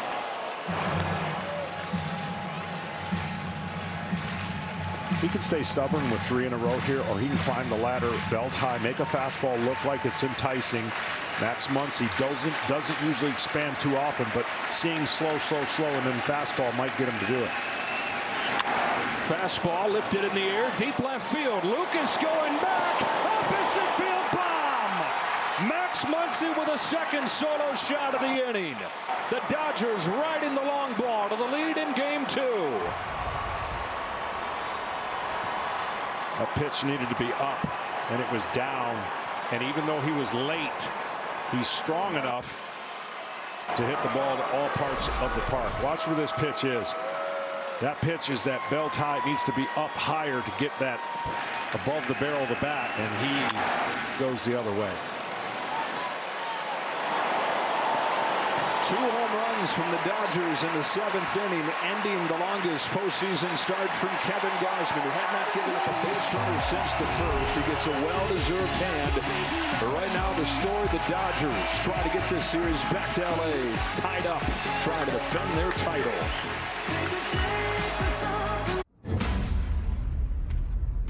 Not be disseminated without express written consent. From the dugout to your doorstep, grab official World Series gear, just like the players wear at MLBshop.com. Jays bullpen takes over. Louis Varland to Kike Hernandez. Sends the first pitch in the air to right center. Barger is on. And it takes just 1 pitch for Varland to finish off the inning. Couple home runs for the Dodgers, though. Max Muncy has hit more of them than anybody in Dodger history in the postseason. And Will Smith, who grew up dreaming of being the next Big Papi, doing his thing in October, and I'm sure Papi's proud. Dodgers have the lead in Game 2. 2, please. Make that 3 with the Capital One Saver card. You earn unlimited 3% cash back on dining and entertainment. 3% cash back on salty, 3% cash back on sweet. You know this movie's 3 hours, right? Good call. Are you in this one? Yeah, I'm in this one. Get your tentacles off my 3% cash back. Oh, perfect delivery. Oh, what's in your wallet? Blinks first. Smith and Muncy solo home runs to left field. 3-1 Dodgers. Yamamoto back to the mound. That's what makes the Dodgers so tough. That's why they're defending champs. The guy almost pitches a great game. I mean, a perfect game. Every decision he made, every pitch he made, except for those 2 right there. And now you're trailing. It's amazing. But so is the guy on the mound for the Dodgers. Starter Ernie Clement with his slowest pitch of the night, a 64-mile-per-hour lollipop of a curveball. 1 ball, 1 strike on Clement, who's 1 for 2. And if I'm Dave Roberts and the Dodgers at this point, I'm starting to think about the best path forward is just letting this guy go the distance again. He's been awesome. 23 pitches in the first inning. Is it just 74 now in the 7th?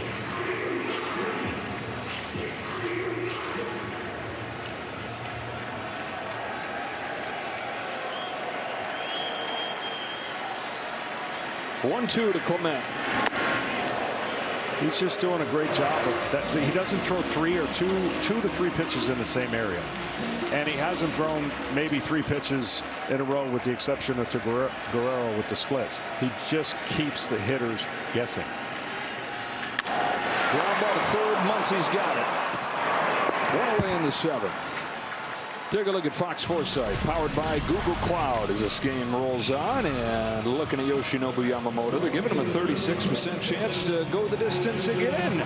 Last guy to have back-to-back complete games in the postseason, Kurt Schilling, 3 in a row to open the 0-1 playoffs for Arizona. Thanks to Google Cloud for powering these real-time insights, built with Gemini. Addison Barger now. Roller to first, saw him off, 3-1, 2 out.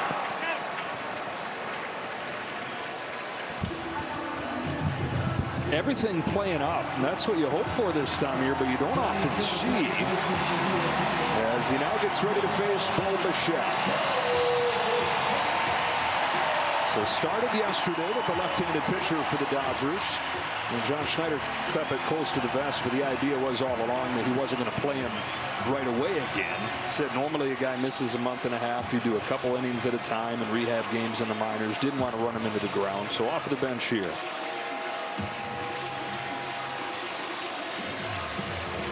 Will Ayrton, the interpreter, out there with Mark Pryor for a visit. Earlier this year, MasterCard and the Jonas Brothers invited cardholders to tap or order online with the MasterCard at grocery stores and restaurants. And thanks to your support, MasterCard is here to present a $5 million donation to Stand Up to Cancer. Down to Ken Rosenthal. Joe, Bo Bichette told me before the game that he was uncomfortable only a couple of times yesterday, and both times occurred on the plays he made in the field. After the 2nd inning, he switched from a sleeve around his knee to a balky knee brace. That helped.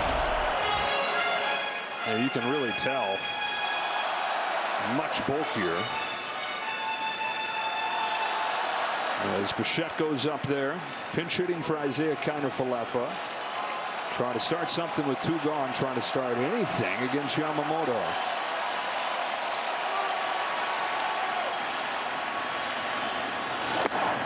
Got a hit and a walk in his first game in a month and a half.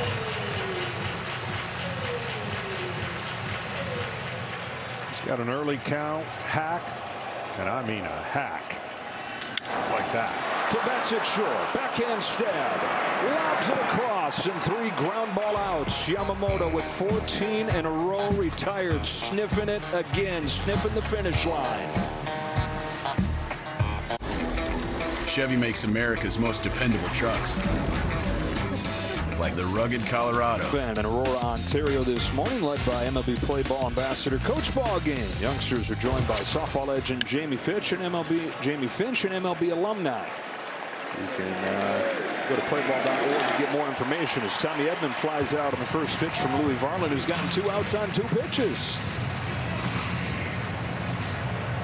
Chance he can do it 3 for 3 here, because you got to get on top of his fastball, and then he's got a wipeout slider. Even though he's only given up 8 hits, 4 of those have been homers, unfortunately, for Varland. Bichette staying in the game at second base after pinch hitting for Kiner-Falefa. Strike on Pages. You know, in talking with the Dodgers the last couple days, they just seem like this bunch that has this belief, this unshakable belief, where it doesn't matter if it is a long layoff, it doesn't matter if it is a game 1 beatdown. In Dave Roberts' words, we just don't care. We're winning this thing. Yeah, and like I talked about, roller up the middle, Pages has a base hit. It started when they lost the first 2 games.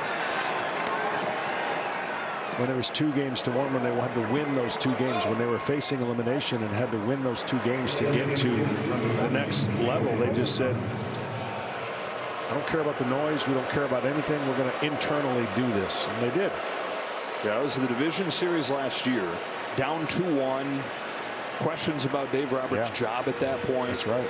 Otani fouls it off. They had to pitch a bullpen game just to keep their season alive. Yeah, and trying to go to 20-5 in the 25 postseason games since that point.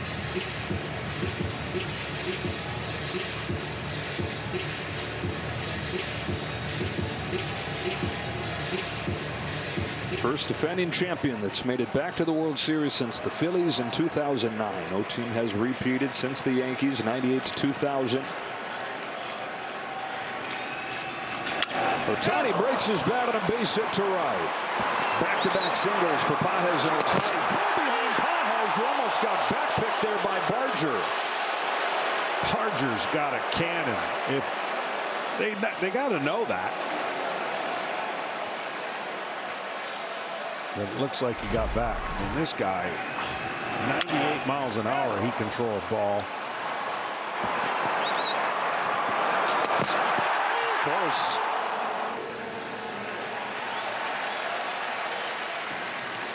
And he got back. Worth a challenge.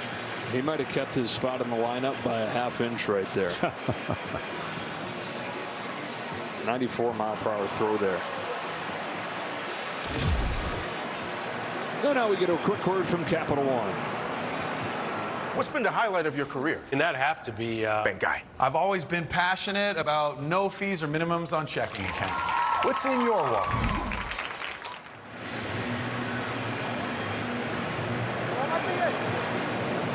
Replay review is presented by Zoom. It was Ohtani that hit that ball, and then Barger's out there saying, hey, maybe I should be a two-way guy too. He's a pitcher in high school with this cannon of an arm. Strongest arm in the majors. He's touched 100. He averages 97. Call the field is safe. Toronto has one challenge remaining. To no avail, though. Dodgers are first and second with one away, looking for some insurance here with Mookie Betts coming up.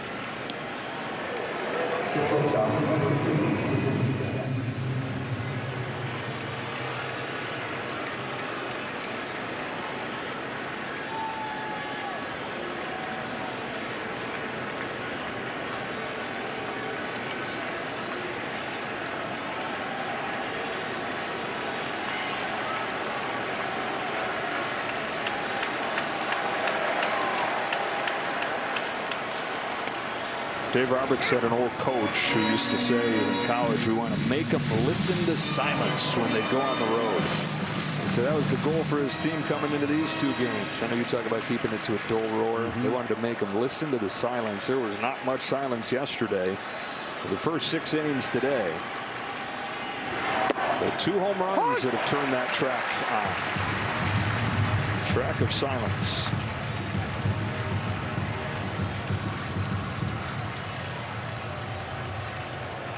With a win, they take home field advantage in this best of 7. Series goes to LA after today. 3 games beginning on Monday night. Glasnow and Shohei Ohtani lined up for the next 2 for the Dodgers. Scherzer and Bieber for the Jays. That's why with the Dodgers, I mean, the narratives change so fast. They don't change in their clubhouse. That's basically what Dave Roberts was saying. But around the, oh, wait a minute, could this be? They got 4 studs that at any time they could pitch a gem. And that's what Toronto knew they were up against. So this is why this series, as I said from the beginning, is going to be way better than people think based on the dynamics of the pitching versus the hitting.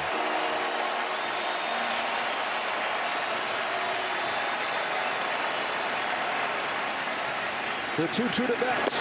Taken outside, ball 3. There's the idea that this is a David against Goliath matchup. Yeah. And it's not really. Toronto's fine with that being the narrative, but you're right. It's just not true. They won more games than any team in the American League. Gone through one top pitching staff after another to get here. Betts takes the walk to load the bases. Top 5 payroll, too. It's not like they're a cheap spending team. So, yeah, the Dodgers are Goliath, but John Schneider's team is not David. Going to make a pitching change here with the bases loaded in the 8th. Freddie Freeman's coming up with a chance to break open game 2.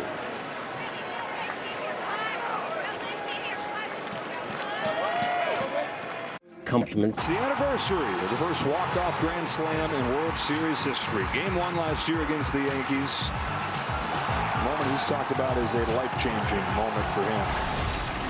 Trying to crack open game 2 after the Jays rolled in game 1. Jeff Hoffman's on to pitch. Now, Freddie has just missed his last 2 fastballs he's seen. In in the dirt. Kicks away. Here comes Pages. He'll score standing up. Wild pitch on the first one that Hoffman throws. And it's 4-1 LA.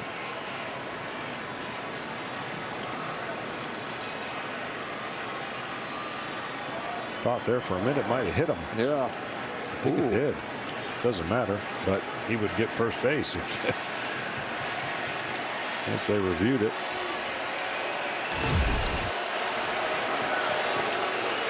Infield in. 1-0 home. Jeff Hoffman faced the Dodgers back in August at Dodger Stadium. Faced 7 hitters. Walked 5 of them. This is a guy, if the Jays are going to win this series, and they're going to put him on intentionally here, so he gets first base one way or another. And if the Jays are going to have a chance in this series, Jeff Hoffman has to be a guy they can count on. Yeah, he came in and was huge in Game 7 in the 9th inning, struck out 3 after pitching in Game 6 2 innings. Now Will Smith with the bases loaded. Taking a strike. It was Smith's home run that broke the tie last inning.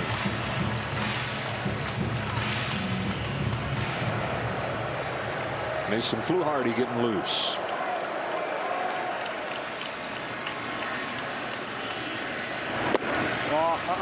Doesn't budge. The Blue Jays bullpen the last few days has gotten it going. 5 innings. They had to cover more of the game yesterday than the Dodgers pen did. Outperformed them. 5 innings, just 2 runs. Back to Game 6. Sub-2 ERA. Bouncing ball to short. Couldn't get him out of the inning. There's one over to first, not in time, and a run comes to the back door. Ohtani in to score as Will Smith is safe at first, and Menes could have come home to get a runner. I'm not so sure that was the wisest decision. When you're down 3, you got to be absolutely sure you can turn this. This is a long underhand toss, and that's just too long. The play would have been to come home for sure, but if he had a soft and an easier toss, watch how long this underhand toss is, and that's just not enough time for a guy who can run pretty good for a catcher. So now it's 5-1. Will Smith is driven in 3. Doubles his total for the postseason. The reason you got the infield in is because you're going to cut down the play at home. And if that would have been a one-hopper like Bullet, yeah.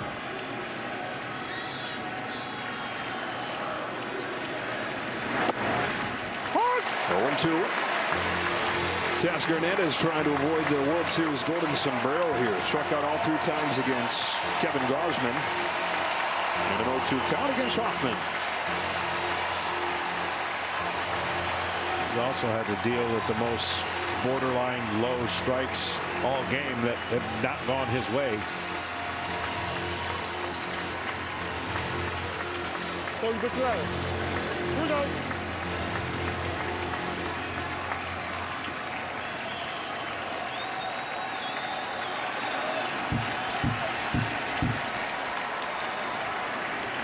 0-2 to the plate. Runner takes off from first. A swing and a miss. Strike 3.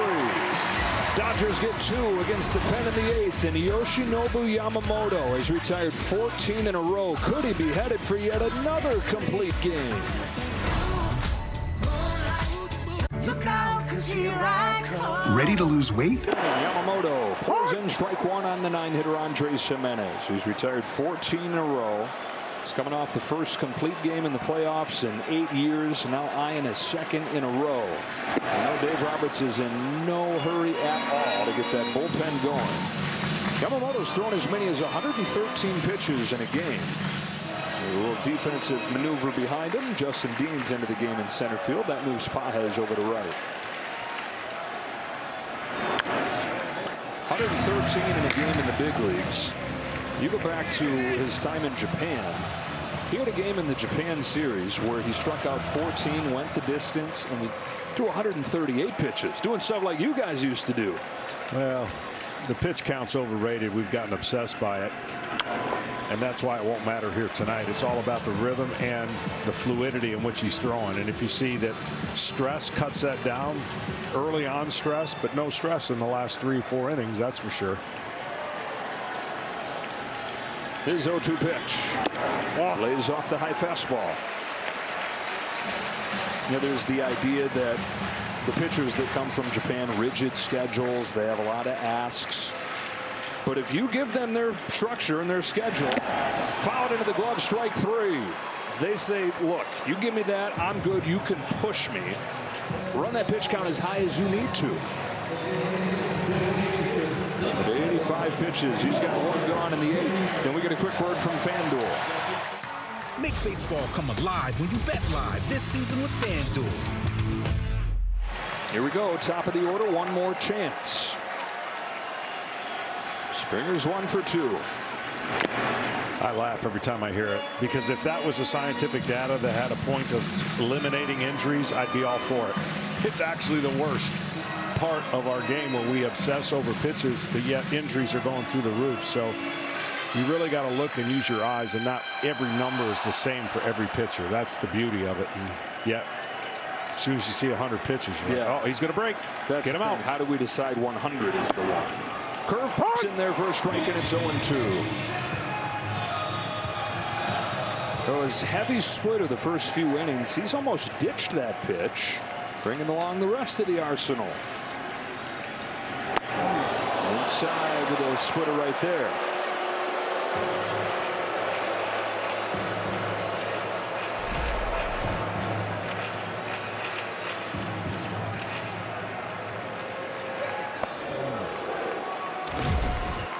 Here's his 1-2.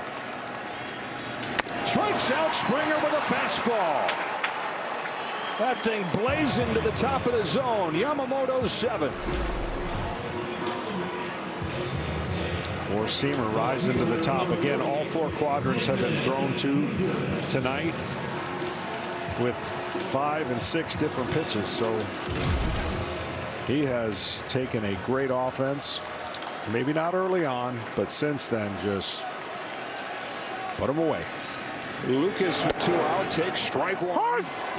Next to the last guy to have back-to-back complete games in the postseason, Curt Schilling in 2001. That was all in the division series and the championship series. Last guy to have back-to-back complete games, one of them in the World Series, your teammate Tom Glavine in 1992. Here. Yeah. And a losing effort. And a losing effort. I was just getting ready to, unfortunately, follow that up with. Those wounds have healed, maybe. Maybe not. Maybe not. There's still 1-2 on Lucas. Yamamoto, the largest contract ever signed by a pitcher, living up to it. A little smile on his face. The guy hardly sweats. His 1-2 to Lucas.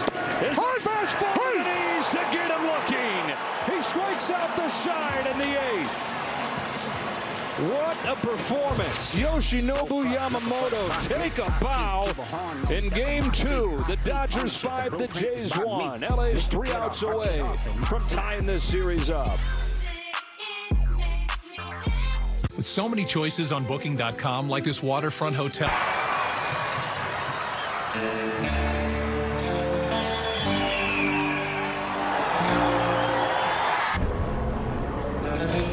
Millions of finds, each with a story. eBay. Julian Sayin leads top-ranked Ohio State against Penn State. It's Big Noon Saturday on Fox.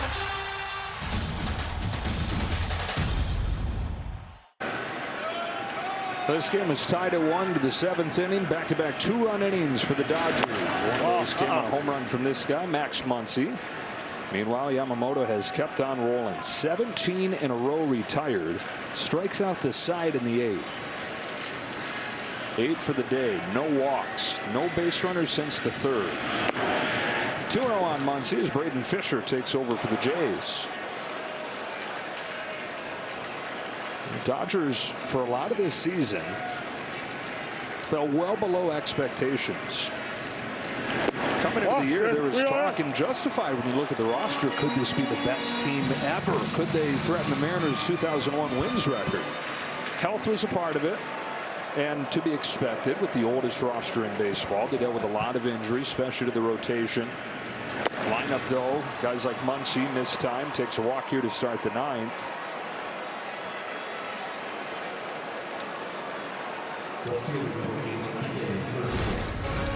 Earlier tonight, we delivered a powerful message as we once again join our partners Stand Up to Cancer and reaffirming a commitment to the fight against cancer. Scan the QR code or visit standuptocancer.org to find out how you can help today. Hernandez squares, bunts it in the air, foul.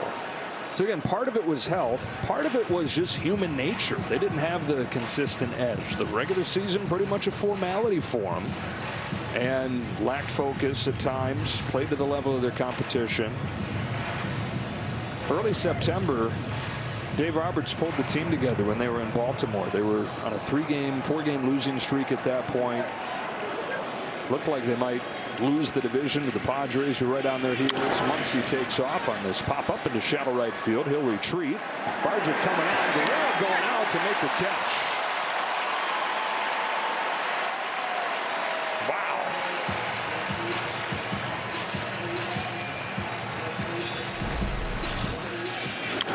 Yeah, it's not that easy of a play, and he's located. Little Willie Mays-like from his first base spot here.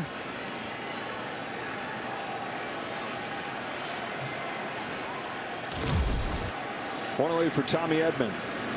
Message from Dave Roberts was, look, I know that we're all kind of carrying the baggage of not having lived up to what we thought it would be. But he said, think of it like you do when you get to October, where everybody says, hey, blank slate. Forget about what's happened to this point. New season. He said, drop that baggage. New season starts today. And he said, I'm as guilty as anybody of carrying the frustrations of what has gotten us to this point. But drop it all. Begin anew today. That night, Yamamoto goes out and takes a no-hitter into the 9th inning. 1 out away from a no-hitter. Dave Roberts is like, I'm brilliant. What a perfectly timed speech. Well, he loses the no-hitter with 2 outs, and then they lose that game. Fly to right field for Barger, and 2 out. So worse gets even worse. But the next day, he said they went in there after that gut-wrenching loss, and things just felt lighter. The music was playing again. Guys were joking around. From that day forward, 24-6. Expectations had been heavy. Dropped them, forgot about what had gotten to that point, and tried to look at each day like the postseason had already arrived. 2 outs for Paez. Takes high. Well, in fairness, for most of that season, everything you just said, relevant. They didn't have any starting pitching. Right. I mean, they were running guys out there that you didn't even think had an opportunity to be on the roster. So that's part of it. And thankfully, Clayton Kershaw comes back from surgery and kind of does his thing, or I don't know where they would be, because there didn't look like there was going to be much room for him either. So all those injuries to the starting rotation, and then of course the bullpen, it was pretty much patchwork until that stretch the last month when everybody kind of got on that roll. And Dave Roberts said that that's not a coincidence that the meeting came as they were getting healthy. He rarely throws team meetings. He said if I was going to do it, I wanted to time it out right, where we were healthy enough to take advantage of the talk and have it close enough to the postseason where it could sustain us right on through, as opposed to a little kick midseason that then loses steam. They've come out of that meeting and that shift in perspective, and it has floated them right through to this World Series. Got evens on Paez. Jays have 3, 4, and 5 coming up in the 9th inning, down 4. That man leads off.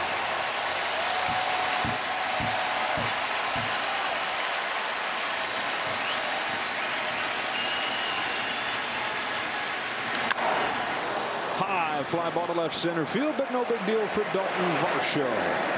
To the bottom of the ninth we go. Yoshinobu Yamamoto. Complete game against Milwaukee. 3 outs away from doing the same in Toronto. For 25 years. Something special brewing here for Yoshinobu Yamamoto, trying to join the likes of Oral Hershiser to deal back-to-back complete game wins in the postseason. You got to go back to that 1988 epic run from Oral to find the last guy that has done what Yamamoto's trying to do in a Dodger uniform. Did it against the Brewers in the championship series, and almost impossibly is trying to do it against this lineup. This lineup that coming into the game had the #1 slugging percentage of any lineup in postseason history. Vladimir Guerrero Jr. leads off.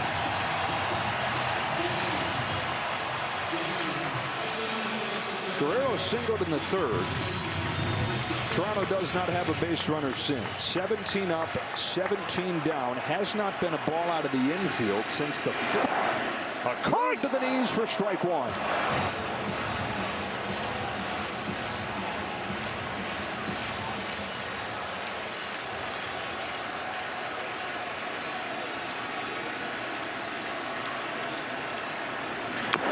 The splitters tap foul. 0-2.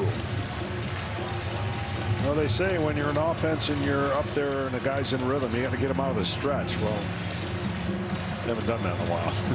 It was pretty much constant stress and stretch first few innings. Got the run on 4 hits over the first 3. And a rocking chair since. Oh. And you hold your breath right here if you're Toronto. Fouls this ball off himself and in pain. As he walks it off, gives us a chance to remind you that after the game, the post-game show presented by Strauss comes your way with Kevin Burkhardt, Alex Rodriguez, Big Papi, and Derek Jeter. I don't want to hear Derek say anything about the University of Michigan tonight. Oh, they're going to say 96. Well, that ship has sailed. That's a long time ago, Derek. Let's take a look at Vlad here.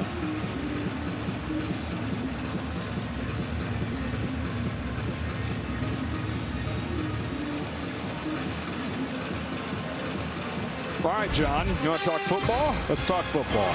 Tomorrow on Fox, NFC East rivalry, Jackson Dart, upstart Giants against the Eagles. Already beat them once. Check our local listings for the game in your area tomorrow on Fox. KB will do the Strauss postgame. Head down there to call it. 0-2 on Guerrero. Here comes Yamamoto. He just missed. He found his zone, but it missed his spot. Didn't get the call. Guerrero came into the game 3 strikeouts all postseason. Yamamoto trying to get him for the 2nd time tonight. He says.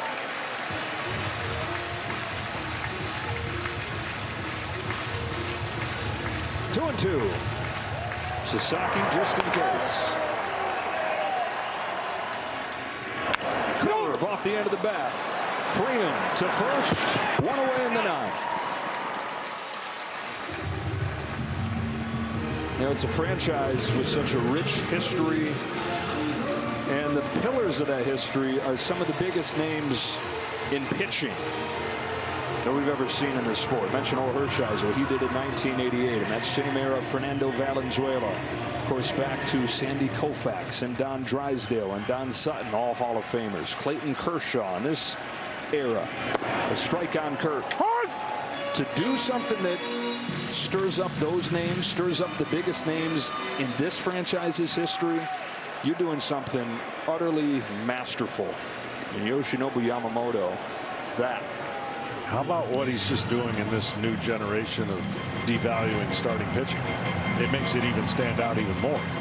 When you don't see this at all and everybody's so quick to go to the bullpen, to me, it stands out more than the guys you just mentioned when it was more commonplace. Kirk sends a line drive to center field. Justin Dean is there. 2 gone in the 9th. Well, I've mentioned it several times. It would have been almost a decade since anybody had pitched a complete game in the postseason. Yamamoto out away from doing it back-to-back starts, standing out like a beautiful sore thumb. Mastery. The word keeps popping up. Mastery. 6 different pitches. A feel for all of them. And a strike on Varsho. You know what comes to my mind? Don't do the other team a favor. Why? Meaning, if you take him out, you're doing the other team a favor. He's in rhythm. And there's no stress. 0-2 on Varsho. Yamamoto 6 1/3 in Game 2 of the World Series last year against the Yankees. And it was like, wow, that is deep. He's redefining that, resetting that bar for himself and for everybody else in these playoffs. The 0-2 pitch.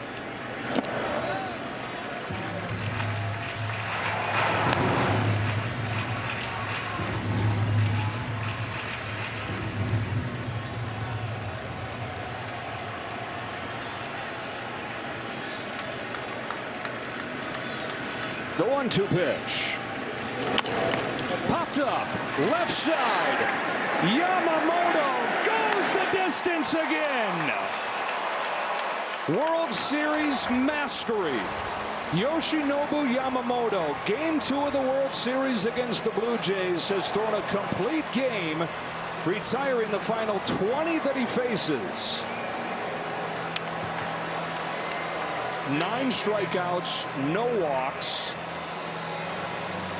Simply dazzling. I told you this is going to be my favorite game that we do in this series, just based on the 2 pitchers and really based on that guy. Man, did he get it done. And he got these Dodgers into a tied series, 1-1 after the Blue Jays leveled the Dodgers in the first game with 11 runs. Offense looking like an unstoppable force. Their match tonight, and Yamamoto moves to 3-1 in the postseason. The first guy to throw back-to-back complete games in the postseason, one of them in the World Series since Tom Glavine in 1992. The first Dodger to do it since Orel Hershiser and his MVP 1988. We've seen the pitcher. We've talked about the pitcher. But the guy, the teammates love, one of the favorites down there, acclimated himself so quickly, coming over new country, new language, new schedule, new city, new food, all this stuff that he had to get used to. Was good as a rookie, really took off in the postseason, elite here in his second year. Masterful, historically good when it matters most. Down to Tom Verducci. Thanks. With Yoshinobu Yamamoto, your interpreter, Yoshihiro Sonata. A beautiful game you pitched tonight. 104 pitches, no walks, a complete game in the World Series. What are you most proud of tonight? 104球、フォアボール出し、一番今日何を誇りに思いますか。1イニングずつしっかり投げていけたのと、初回ちょっとランナー出したりで、球数いったんですけど、しっかり切り替えていけたんで、いい結果につながりました。You know, because I racked up my pitch count early on, but I think I took it like a 1 inning by 1 inning, and then I think I was executing my pitches very well today. Well, let's talk about how the game started. Lots of pitches in the first inning, runners on first and third, and then you went on to retire the last 20 batters of the game. What changed? 今日おっしゃったように海外初回の方で前半の方で球数が多くなったんですけども、その後20人すべてきちっとアウト取れた。それはどういう要因だったでしょうか。やっぱりこうなんていうんだろう、リラックスして初回入るっていうのは心がけてたんですけど、やっぱワールドシリーズなだけあってちょっと力みがあったんで、しっかり冷静に調整して、そこからテンポを上げていけることができました。I was trying to be going into the game relaxing, but you know it's a World Series, so I kind of get early on because I was like kind of like throwing with unnecessary tension. So I just adjusted that, and then as the game went on. You gave us a game for the ages. Congratulations and thank you. Thank you. Back to you, Joe. There was something. Yamamoto with those 6 different pitches, a feel for all of them. Those guys are happy to be sitting over there tonight, not having to face Yoshinobu Yamamoto. The offense comes to life to support him with 2 home runs against Kevin Gausman to break a tie in the 7th inning. Speaking of ties, this World Series locked at 1 as it shifts to Los Angeles and Dodger Stadium on Monday night. After the break, the Strauss postgame show. You saw